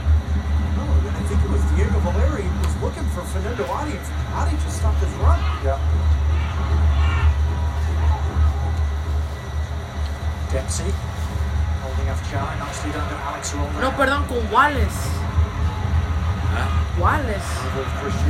Wales. Así le dicen, ¿no? Wallace. Wales. The Super Draft. Pero ¿por qué el lunes no entiendo? I want to go back to that ball from Diego Valeri. Watch. No pressure on Valeri. A lo mejor y luego con el Scotland en el... Mucha gente de México vive acá y no trabaja. Even if you are offside. Y no también juegan el 12 de junio con Scotland y luego 9 con Denmark. Y luego en el 17 empieza, creo, con Alemania. En el 23 de junio, 8 de la mañana, con South Korea. México con Oye, a ver, pone el grupo en el que está México. El grupo. ¿Cómo le pongo México? Brackets. World Cup brackets. Nicely done, Valeri. Well, he was the aggressor. ¿Foul en contra de quién? Svensson getting in the Valeri. way. Good combination play. Este Valeri dicen que es un jugador muy inteligente, ¿no? Because Alvis Paul's called out of position, who finds some space coming forward as you look at our target goal post cam. Mira. Simple save for Jeff Antonella, but you love the space for Nuhu coming forward, and then Diego Valeri. Entonces aquí empieza mi cobra. Yeah, it was clever work. From Spencer's canny operator. Good bracket. All likelihood. He's off to the World Cup too as well with Sweden, and a big part of Sweden getting there. México está en el grupo. Está en el grupo. En el grupo F. Híjole, va a estar difícil, mira. Germany, South Korea, Sweden. Ajá, esto sí era Sweden. Se va a poner difícil con Alemania y con el South Korea también, ¿verdad? Ellos son buenos, coreanos. Imagine it's only a matter of time before that particular record changes. Luego Sweden. Alemania está seguro que pasa. Nicely done to lay down to Wolf Eichrom. They get it on the left floor to Dempsey. Wolf Eichrom and the back line. Ándale. que está allá. Blanco, el del Seattle. Ese que está allá. Es un moreno ahora. El que viene corriendo para acá. Es un güero ese. Oh, es el... A ese que le dieron la bola. Oh, es Wolf Icon. Es 22. ¿Qué juega? Es como midfielder. Es muy bueno, nomás que a veces sí falla. Tiene buena técnica. ¿Cómo? ¿Qué posición juega? Tiene buena técnica. Creo que sí.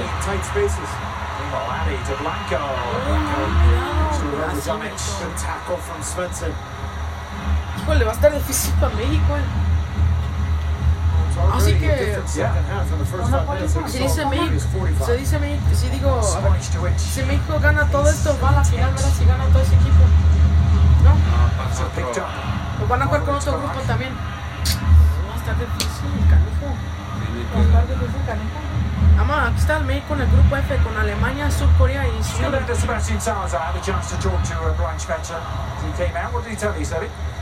You know, the first thing he acknowledged is what we've all seen. This game is pretty ugly. He blamed the Heat. He also blamed the Heat for some of the chippiness we saw in the first half. Tactically, he said he wants his guys to establish better possession. Felt like they were really pinned back in that first half. He said especially those moments of transition when Stephen Fry has the ball, his defenders, his midfielders have got to push up and become options to play out the back. Otherwise, Schmetzer fears the Sounders will just continue to absorb that pressure we saw them under in the first half.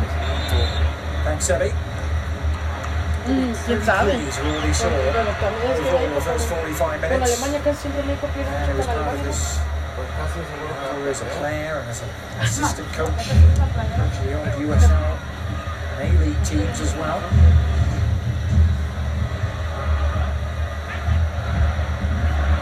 Esta es blanca, se me olvidó. La playera. Pero es que juegan ya más mejor que el empiezo, ¿no? The first challenge, but then is nick it away. Well then. Si juega más mejor que el empiezo. I do like Svensson in this role, playing in one of the three center backs positions because he's got cover and he's got balance. So Adrian, at times, because he's also a defensive midfielder by trade, he can read that and step into the midfield and stop those possession-type rhythm plays from the Portland Timbers. Svensson's done that in the second half. I like that role for him, and I think Brian Spencer's done a good job of setting them up to succeed today. For Larry, intended target was Svensson. Oh no, 17 minutes. My only concern for those three center backs is that in possession, one of them's got to be capable enough to deliver a ball over 40-45 yards to otherwise, you're just going to see Seattle in possession in these moments. They're not going to be able to break down Portland and open the game up.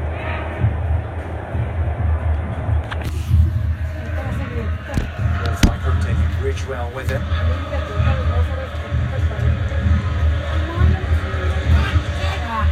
Key back to Ridgewell.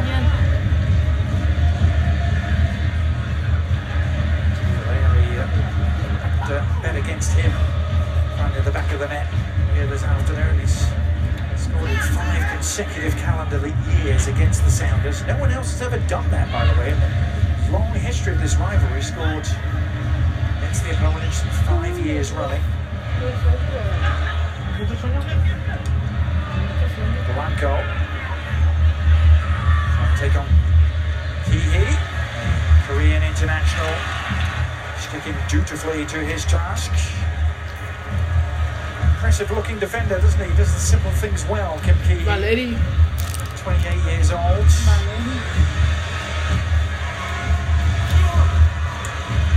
A little injured when he first came to camp and then he signed in the off-season. Now, on the turn, the shot was available. Sandy Polo, who didn't hesitate for a track back on Eichler.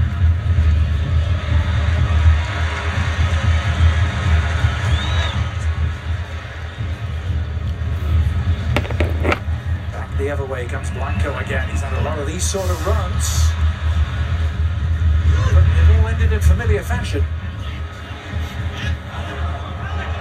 Made pretty good progress for the middle third, Taylor, at times, the Timbers.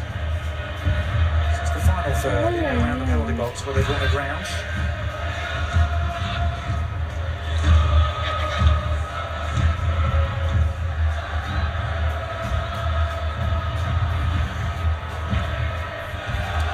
Lehman. Across to Leerdam. Oye. Seattle Sounders. Oye, sucks. Free kick, yeah. ¿Lo oíste? Uno dice Sounders. Seattle Sounders y el otro dice sucks. A few weeks for it to involve the Portland Timbers right here. The Los Angeles Galaxy, they've been very accommodating to opposition strikers of late, haven't they? We'll see the Portland Timbers and the Los Angeles Galaxy Saturday, June the 2nd at 5 Eastern. It's on ESPN2. Rose City welcoming Zlatan for the first time, potentially. You get a feeling over the next 2 weeks something's going to happen. Right. I mean, it's first time in his life he's lost, what, 4 in a row? 5 of 6? Yep. It's not going according to plan there for the old Sounders boss, Sidney Schmidt. It's 3-2 to Dallas yesterday. This free kick comes in from Ikram.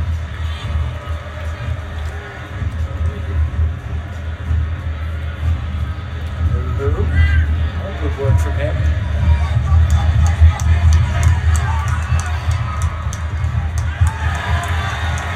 Just digging in. He hasn't let much get past him either. On the far side, Tarek Valentin in his third year has really locked down this left back spot. It wasn't always the case at his time here.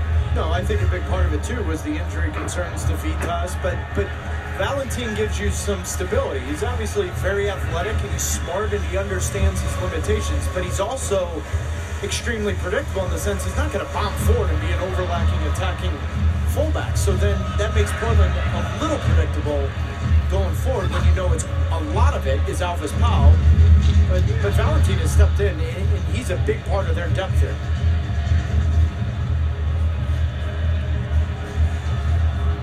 Had an interesting week last week, didn't they? The Portland Timbers winning late on in San Jose, and Tarek Valentin actually picking up an injury in the celebration of that goal. Diego Valeri's wonderful free kick. Valentin ended up with a bandage wrapped around his head at the end of it.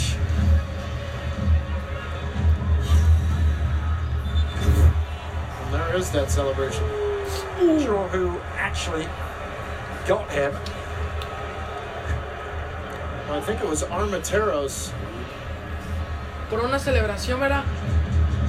The fact that I'm even analyzing a celebration says a whole lot about where we are today. A celebration-related injury, yeah, it doesn't crop up too often. Pleasure and pain, all wrapped up into one for Tarek Valentin. MLS on ESPN, presented by Audi. The Audi Player Index tracks every move of every match. To learn more, visit MLSsoccer.com/Audi. To tell me Shalry Joseph never elbowed you in the face celebrating the goal? No. He couldn't catch you. Speaking of Shalry Joseph, weren't you surprised when Brian Schmetzer was talking about the rivalry yesterday? When I said, you know, what was bigger or better for that matter, winning MLS Cup? And he actually said it was 2013 losing to the Portland Timbers. In this rivalry for him, that stung the most. Yeah, that was in the playoff. Yes. There's Valeri with a quick give and goal! I say, it's as good as a goal from Gustav Svensson. Where did he come from? Valeri remains mystified. All he thought he had to do was pull the trigger and score. And Svensson, took it right away from it. Watch Gustav Svensson. He's sitting here with Paredes. He's got to come in last minute. That is a great tackle from Gustav Svensson. You've got to react. You've got to see the play and recognizing that Valeri was in. That is as good of a goal, if not better, because Diego Valeri had visions on his 5th goal of the year. Gustav Svensson displaying the sort of qualities according to the national team stage with Sweden. Sweden has the versatility, but he's not always an out-and-out centre-back, Svensson. Ikram. Hey, let's go! First change of the game is taking place for Seattle. Ya van a sacar al Nuku, ¿para qué lo sacan? And replace Nuhu. Brian Schmetzer will switch left back, it appears. Well, it now comes into play the coach's decision to not bring Waylon Francis in the 18 because of a team violation or whatever that story is. We may know more later after the game. But that comes into play now because Waylon Francis normally would come in here. Now Polo to Blanco. Blanco returning it. He bisected a couple of available teammates there. Tiene que tener cuidado ya Seattle, esto ya de Portland están poniendo muy peligroso. Waylon Francis that put himself in the predicament he's in, not Brian Schmetzer in the Seattle Sound. Yeah. Francis, who did play full 90, I think, the other night. Seattle won in Toronto.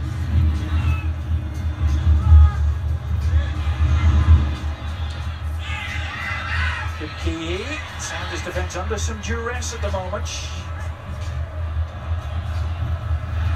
Chara.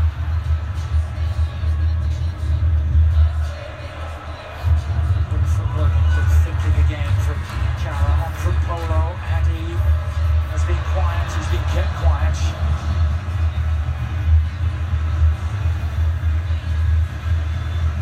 Valeri resets. Paredes not going to be able to keep it in. Bounce didn't favour him. But better for the Timbers. Signs of life.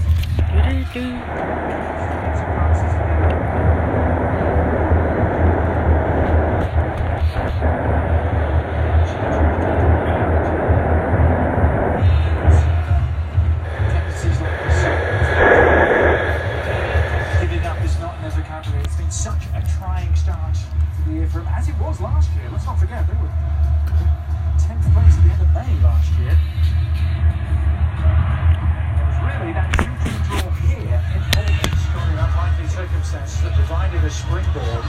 If you remember, they then went on a surge through the rest of the summer and lost only 2 of 18.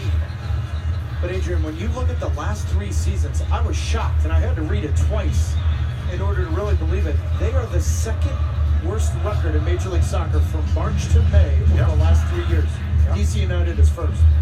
And yet the last 2 MLS Cups have involved the Seattle Sounders. They've timed their peaking to perfection.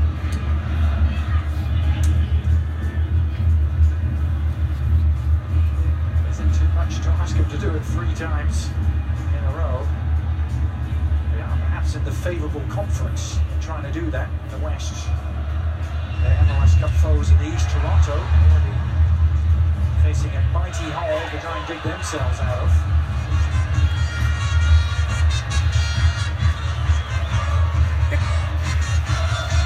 Timbers Army away to our left. Provide a sonic launch pad for their teams. They've done so often. San era.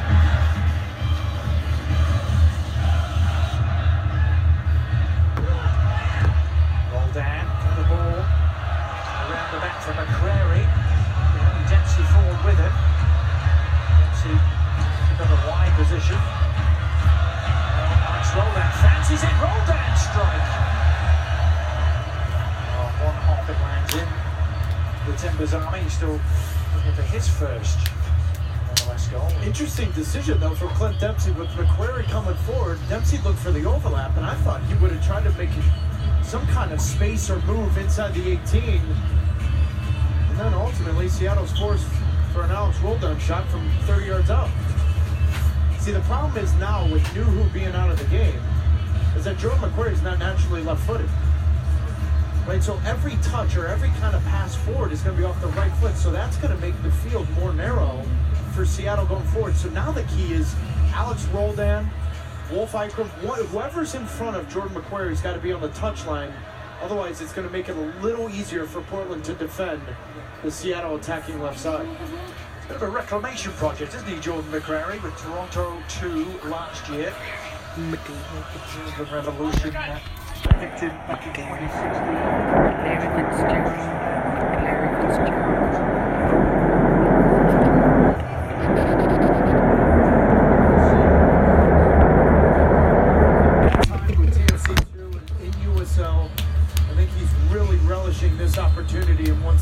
Major League Soccer for the rest of his career, and he's done a good job of filling in when Spencer's needed it. I remember calling games of his at North Carolina. He was an athletic, wide player. But I think he was humbled a little bit with his time in New England, and give him credit, he's making the most out of his second chance. Certainly, Brian Schmetzer has needed it in this injury-racked start to the campaign for the Sounders. Rose City and Emerald City still can't be separated here on this afternoon. There has never, by the way, been a goalless draw in the MLS regular season between these two teams. O'Crary. Wolf-Eichel.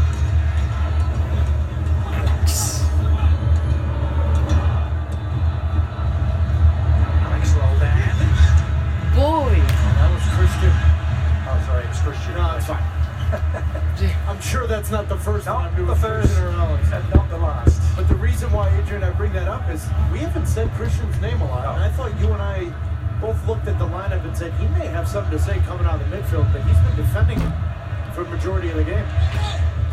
By the way, you have now full freedom to correct me on every stupid thing I said. Yeah, don't do that. The viewers at home are going to listen to that then for 45 minutes. Well, the two Roldans did combine, didn't they, for a goal in front of our cameras, Kansas City. Very different sort of conditions, by the way. First pair of brothers to do that in the league since the two Wright Phillips brothers combined a few years ago.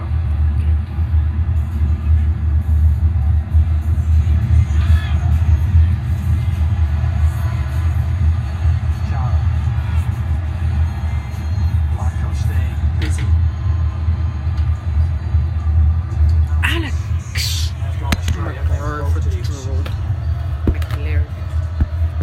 McLary Fitzgerald. McLary Fitzgerald. Prairie.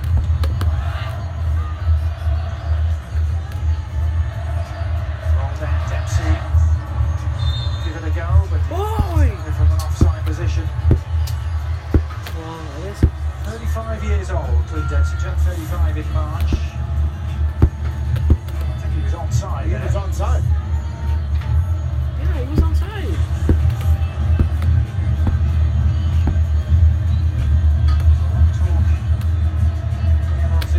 Last year was going to be Luke Dempsey's last. Turned out to be the case. Sandy Polo, meanwhile at the other end.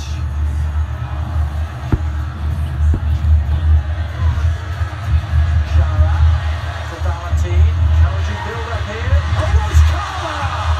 And Stephen Fry was equal to the task. Tiene cuidado si Aaron His first MLS goal. Mira. I mean, you want to talk about a highlight reel of saves that Stephen Fry has had in his Seattle Sounders career. Peligroso estoy. Andy Polo's got him beat. Stephen Fry gets to that back post. Coming up with a big save. Good luck from a target goalpost scam as well as the corner is Portland's fifth of the game for Larry. An invitation attached. Mabiala was trying to get on the end of it, but there's a clash of heads behind Mabiala. Immediately, Robert Sadiga calling for the medical staff to rush on. Kim Keehee looks like he's really struggling. Yeah, he got the worst of it, didn't he, up against Addy. Both of them staying down, but Addy is at least sitting up. Maybe another chance, an unofficial one, to take some liquids on board for the players. This is the clash of heads. Well, as this set piece was being taken from the Portland Timbers, Brian Schmetzer had Buana up off the bench. Now, if Kim Keehee can't continue, that may change this next sub. It was Hurt coming into camp with the Sounders. He only started for the third time today, his fourth appearance in MLS. We'll probably see him this summer to watch any games involving South Korea for the World Cup.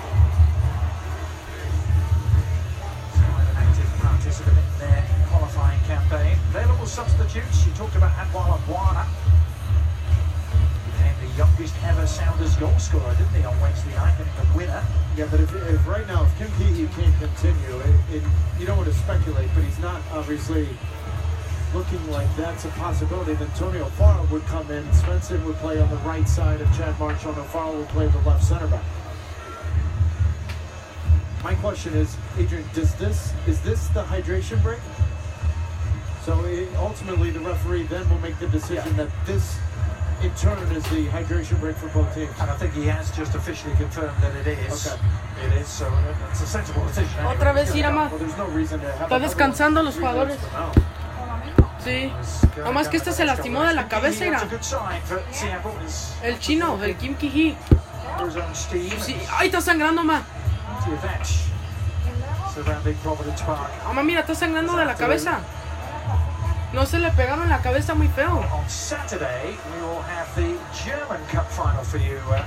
That will be on ESPN News. It's a rematch of the 2006 German Cup final. Bayern Munich, who had won so many of them, of course, against Eintracht Frankfurt. That game, as always, played in Berlin. Mira, ma. It's 1:55 A ver si sale. ESPN News. Great example there from the Seattle Sounders medical staff of making the right decision. Right. They had enough time to assess the head injury. Kim Keehee's off, and it looks like YSSY-NZZA is going to come on. Yeah. It is a return to active duty for the 18-year-old who had such a memorable night on Wednesday. The youngest scorer in Sounders team history. It was a bit of a controversial goal, certainly in the eyes of Greg Vanny and most Toronto supporters. Before he was well offside. Not well offside. It wasn't well off. But the point was, it wasn't reviewed. Perhaps could have been one of those, was it clear and obvious? The officiating crew decided no. But YSSY-NZZA, such a great story.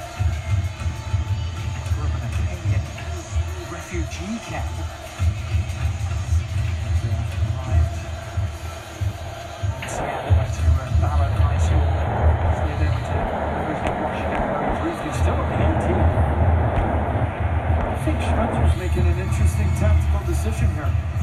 Jordy DeLem for Sounders too has played center back before, so he moves back. But the Roldan brothers are now your two center midfielders. I think Tony O'Farrell may have been a better decision there and keep DeLem in the midfield, which has been a strong suit today for the Sounders. This could be a huge gamble here for Brian Schmetzer. Interesting indeed as Andy tries to make waves. You man Ridgewell was still in the vicinity, trying to no-look back heel to him. True. It's been a quiet afternoon for Fernando Adi. We've seen very little hold-up play, very little combination, very little from the Portland Timbers playing off their big man up front. And we knew coming into this that Fernando Adi and Chad Marshall have always had some real strong battles. Adi usually get the better of that, but today it's been more about Chad Marshall and Seattle Sounders defense. Many players get the better of Chad Marshall again and again, but Andy's the tendency to do just that in recent seasons. Actually 8 goals against Seattle, his favourite opponent. Es que Seattle tiene que meter un gol, ¿verdad? Andy's 100th start as a Portland Timber. Always remember first choice starter. Es que no quiero que Seattle pierda este, porque híjole, si ganan este se van como en el 9 o 8 lugar. Van a subir mucho. Están jugando muy bien, ¿verdad? Nada más que estos están defendiendo también bien. Number 2 fell by number 22, but Goose recovers to instigate something here for Seattle. And YSSY-NZZA on the move. Can he go all the way? No, he can't. Se cayó solo. Dice, YSSY-NZZA tiene 18 años y la tengo la última semana, el miércoles con el Toronto. Meanwhile, on the other end, Polar, más jóvenes del equipo.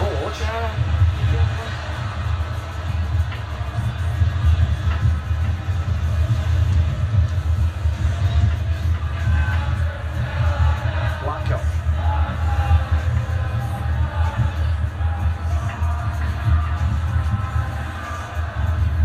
And his little flick to nothing. sense it's going to take something special today. It's going to take a moment of magic, isn't it? It is. But we're also in the 75th minute. Portland Timbers have given up 8 goals after the 75th minute. Now, that's something special. That little bit of magic, you would have to think may come from the kid and Guana in wide areas, and then ultimately with Dempsey maybe finishing it off. But I think the bigger concern for Seattle is shutting down the Portland Timbers now with the Kincaid injury. Yeah. It's Kelvin Leardam.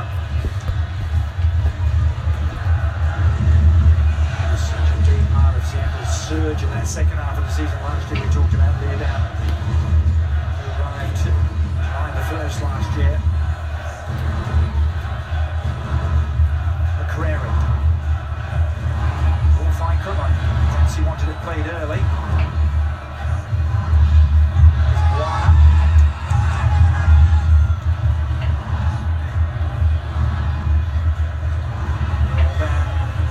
Guana to continue his running and to readjust. Pushing roll down. The lead out, patient build up. Timbers not being pulled out of shape yet defensively. They adapted well. The published author, who is Jeff Intinella, down to retrieve and right in front of the referee. That couldn't have been more obvious as Valeri María. was off to the races and off to the top pocket to find the yellow card. ¿A quién? Robert Zuniga. ¿Al Alex? Who was that in the No, ese sí fue María. Jordi Delap. See, so now this is Tira a alguien así, eso sí es María, ¿verdad? He's out of position. That's not his normal spot. Dicen que fue roja, ¿verdad? Mejor que ya mejor no abren la boca, ¿verdad? Porque si andan abriendo la boca y lo puede regarla. Back to that center midfield role because they should remember Seattle's off for the next 2 weeks. They'll take a point today. Meanwhile, that Seattle defense has a new striker to do with Samuel Armenteros. Así que no van a jugar la próxima. It's quiet afternoon. It's not the only switch. Giovanni Savarese either, because Andres Flores is going to come on to replace Paredes. No, eso no es. O sea, Armenteros. no, yo no creo eso de avisar mover. Ahorita veo. Be a late hero, and he's on the move. Armenteros. Uy, But also have an outside chance of being at the World Cup with Sweden. 2 caps for the Swedes in the last year, and a goal for them. But he spent most of his career in the Dutch Eredivisie, and he was a prolific scorer there. Yeah, he's also a completely different player than Fernando Adi. He's got a little bit more pace, he's a little bit more shifty, so now he's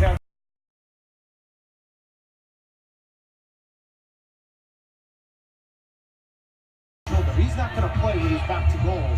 He's going to look for those little balls to be slipped in behind. Seattle's got their work cut out to get a point.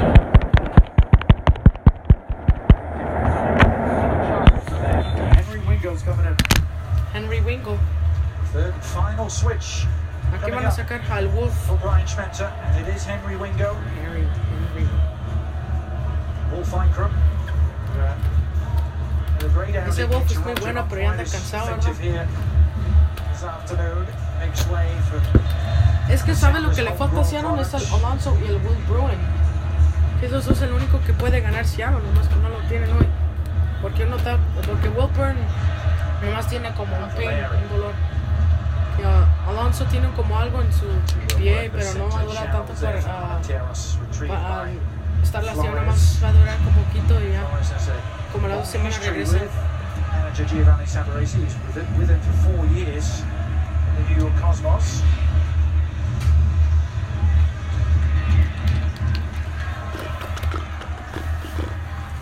This is where you'd like to see a little leadership from the Seattle Sounders, and it's got to come either from Chad Marshall, Clint Dempsey, or saying to Christian What is it? Can I use the charger foot? Sit in front of the back. How much do you have? Move your brother Alex Rowan. What? Have him play a little bit more offensive and sit underneath Clint Dempsey. But if I'm Chad Marshall right now, looking at oh my dude, I had like 30%. I hope que me alcanza. Yeah. I know, but when I play this game, it drains fast. So when it gets like to 20, can you please let me use it? Thank you. I just don't think that's conducive to Seattle getting a growth point, especially with all these injuries. Now it's also go stand more in the middle. Get the ball on your feet, find the space right here, and run right down the throat of the Seattle defense. Hold on, perhaps hearing those words there. Doing just that, the cross looks decent enough, but in the end, harmless. Stefan Fry fucking out of midair. We go.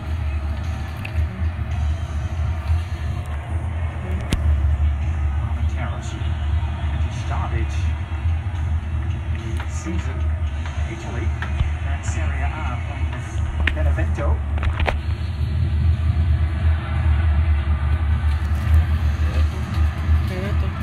Jara surging past one and a second, and the Terrace goes down. Was there a trip? No, says Robert Saniga. Ya ves, se cayó solo, no lo tumbaron. No, no sé que no lo tumbó, yo vi que no, yo vi nadie lo tocó, a ver, ahorita vas a ver. A ver si... pero se dejó, no, pero yo vi que se cayó solo, vamos a ver ahorita.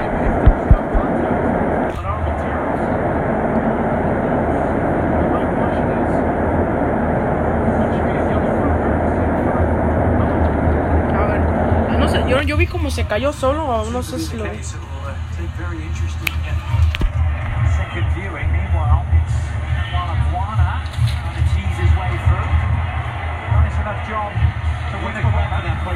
Mira, o sea. Svensson, does he clip the heels? No.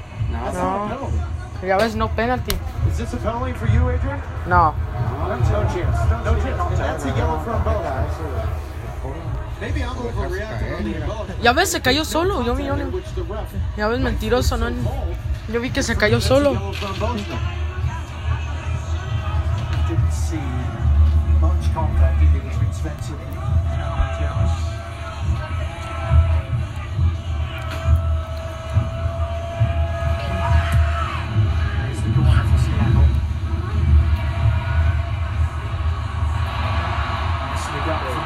Beautifully done, in fact. And now it's Powell leading the charge.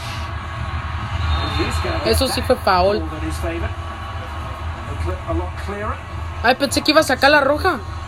Yo dije, no, ya valió.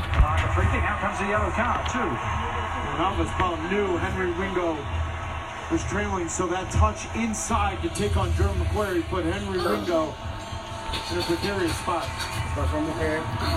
Está muy caliente. And they call it Seattle, and Ringo goes into the bush. And now that's Stefan Fry. Seeing a real paucity of dead ball and free kick situations here today.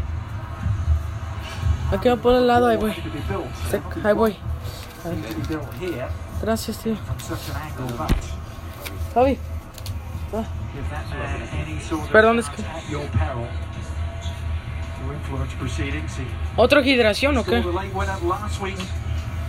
From a set piece. Another unofficial water break. So we'll wait for this. Adrian, I don't see it. No. I don't see it. Am I too strong on that embellishment or no? Well, no, I think not in this case. You're not. I don't think it's always a dive or a yellow card. I think no, I don't either. There's a lot of gray area. That's a dive.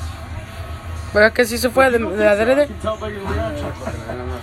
I think there may have been a little inadvertent touch that is so difficult to pick up on the cameras, but not enough to warrant that. No, it was clearly embellished. Now, is that worthy of a yellow? Some refs may have said yes. But... Yep, and I get that. The bigger point is well done from the assistant referee and the referee of making the right call. You and I will argue for the next 24 hours of whether or not that's a yellow for embellishment. And now this is a dangerous set piece. Now it's an outswinging ball from Diego Valeri. So the key here is watch Mabiala on the back post. Got him. On the money for Mabiala, who couldn't finish it off. This is the perfect ball because watch it where the direction is. Stefan Fry can't come off his line.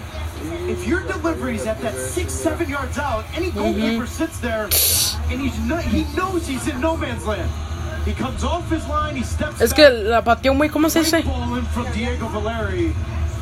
Mabiala, that's a just wide. ¿Cómo se dice just wide?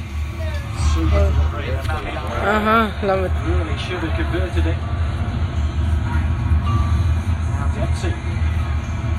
Roots for him, perhaps, of what he did late on the last meeting here. June. McCrary. Can he get around the outside? He can. He's done well, Jordan McCrary. Although let it down.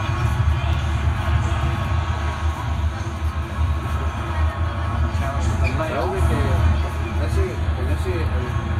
Let's go quickly down to Sebastian Salazar. What you got, sir? Guys, I'm just a few feet from the Sounders bench. Brian Spencer is adamant that his guys overload on this near sideline. I don't know if you know, cambió el equipo más. has been all the way up the field for the last 10-15 minutes of this game. That Schmetzer just in his ear, non-stop.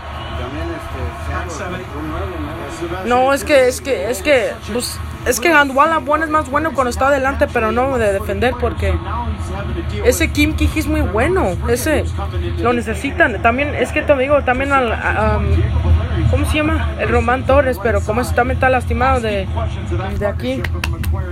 No creo que regrese un buen tiempo.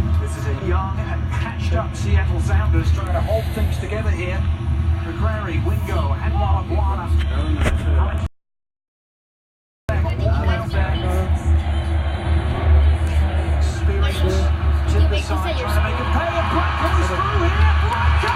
No, ya valió. Ya valió. Derby Day delights! Sebastian Blanco! They had to wait and wait, but finally they're rewarded. No, ya valió. Ya ni le queda tanto tiempo a Seattle, creo. Sí, luego se va a ir en el reloj.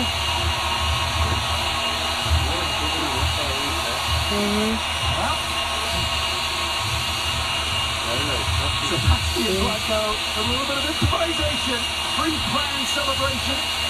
This game completely turned with the injury of Kim Kiji, because for 70-plus minutes, the Seattle Sounders dominated the middle of the park. They dominated with Jordy Delem in front of the three center backs. So Blanco and Valeri were chasing the game. They were going in wide areas. They couldn't find this spot. That injury all of a sudden opens up the game. Sebastian Blanco with some real class in the final third. Then it comes right down the throat of the Seattle Sounders.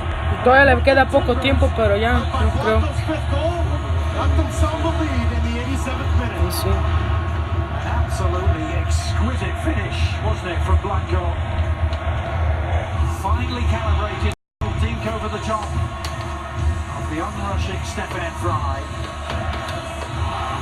Blanco has come up big for the Timbers Army. It looked like perhaps we're going to have to go quietly from this one. The job is far from done yet. Huh? Remind you of Seattle's late equaliser. Last time they met here, Portland's proclivity for giving up late goals this season. Nada. But at long last, they have themselves a lead.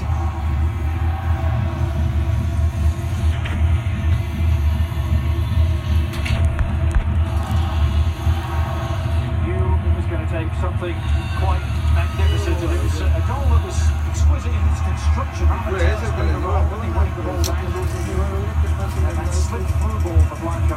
Yeah, but it's right in the middle of the park. It's right in front of Chad Marshall. Chucky came out to play in the 87th minute in the form of Sebastian Blanco, but the reality is Chucky's impact was the injury of Kim Kiji. Right. Because Kim Kiji's injury completely changed it. Now Timber Joey finally gets to do something. He thought he was going to get the afternoon off. I think he packed up the chainsaw. It's going to be very interesting to hear Brian Schmetzer after the game why that decision was made to put Alex Roldan next to his brother and not leave Jordy Delem there and bring your other center back on the bench, Antonio Farr. You said it was going to be a gamble. Taylor. Thus far, 6 minutes of stoppage time. If one thing has taught me anything about the Portland Timbers in 2018 is it's all chaos. Yeah. Anywhere over the next 6-7 minutes here, because Seattle's going to get an opportunity tie this game. Nabiala denied them from the corner, but look at the work from McCrary to win it back ahead of Valeri.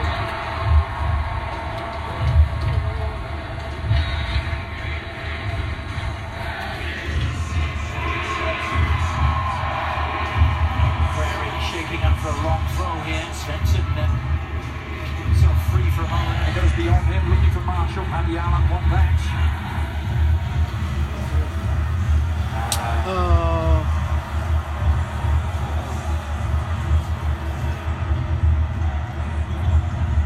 Ay, mira qué minuto le pusieron. Híjole, si tienen chance.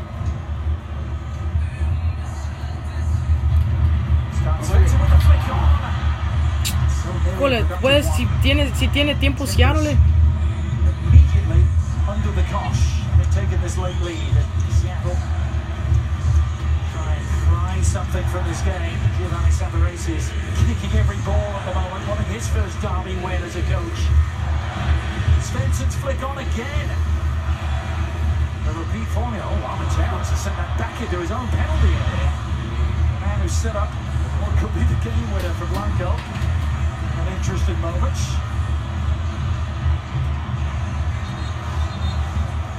It's desperation time for Chad Marshall and the Seattle Sounders. Timbajari, the Timbers Army ready to celebrate. But the Sounders having gutted out a 2-1 win in Toronto on Wednesday night. This would be a defeat that sets them back some, Taylor. You thought this was a big game for Sounders in the direction of their season coming in? Well, I just think that the way this season has gone, I thought the performance Wednesday night with their backs against the wall, so many injuries, and then the way that 80-plus minutes went today, this is the foundation. This is why this team's been to the last 2 MLS Cups, despite having the second worst record over the last 3 seasons from March to May. Slow starts. But they've got 2 weeks off after this game, so I still look at this one. If they can somehow get a point out of this, I'm not understating this. Portland's not 100% convinced, no, even though they're on a 3-game winning streak, because you and I were there in Orlando. The Timbers Army that's here on Twitter and all the fans, they were asking for Gio's head. There's real pressure here, and they are not 100% convinced that this team can finish games out. We're up for an interesting 4 or 5 minutes here. Certainly are. 3 shutout victories in a row is what the Timbers have the prospect of now. They haven't done that. In fact, in their MLS history, they've never had 3 straight shutout wins. I don't know about you, but Timbers Army just woke up. Yep. It was a lazy, hot and steamy Sunday afternoon. Been an awful lot of goal-mouth action to keep him alive, but Sebastian Blanco changed all of that. Coming up next, we'll have Sports Center.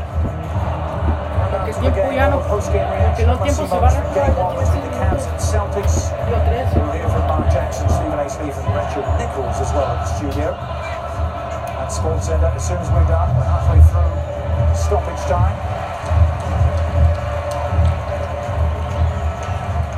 Timbers looking to climb above 500 for the first time. Give Giovanni Savarese his first winning record as an MLS coach. He won so many games, 5 years in the NASL with the New York Cosmos, and who was tasked with following on from all the good work Caleb Porter had done here. Winning a championship, of course, in 2015. Tough task for anyone, quite frankly. This will be a big moment for Savarese. Massive moment. If they can hold on here. But they've also got a partnership up front that reminds me a lot of that time under Caleb Porter with Rudy and Adi. Armenteros has come off the bench and brought a little spark to this team going forward. It's eerily similar to that partnership in 14 and 15 where you saw Adi started games here and there, Armenteros start games here, or Rudy at that point.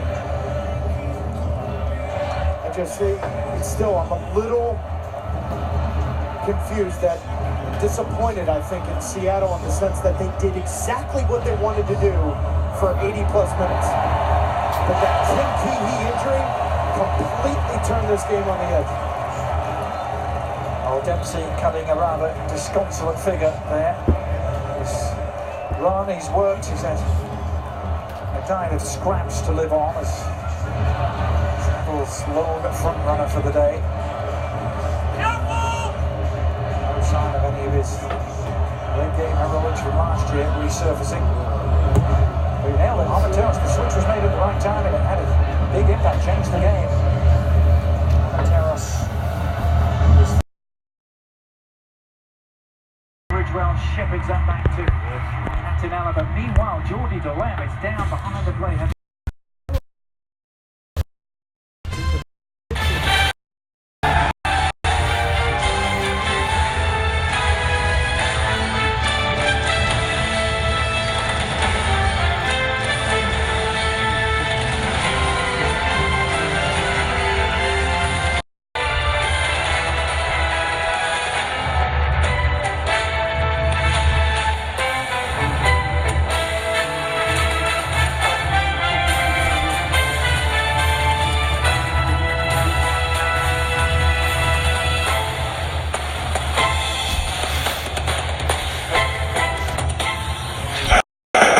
Take a look. Shut our moment of the match, which is brought to you by Heineken. It had to be a moment that prompted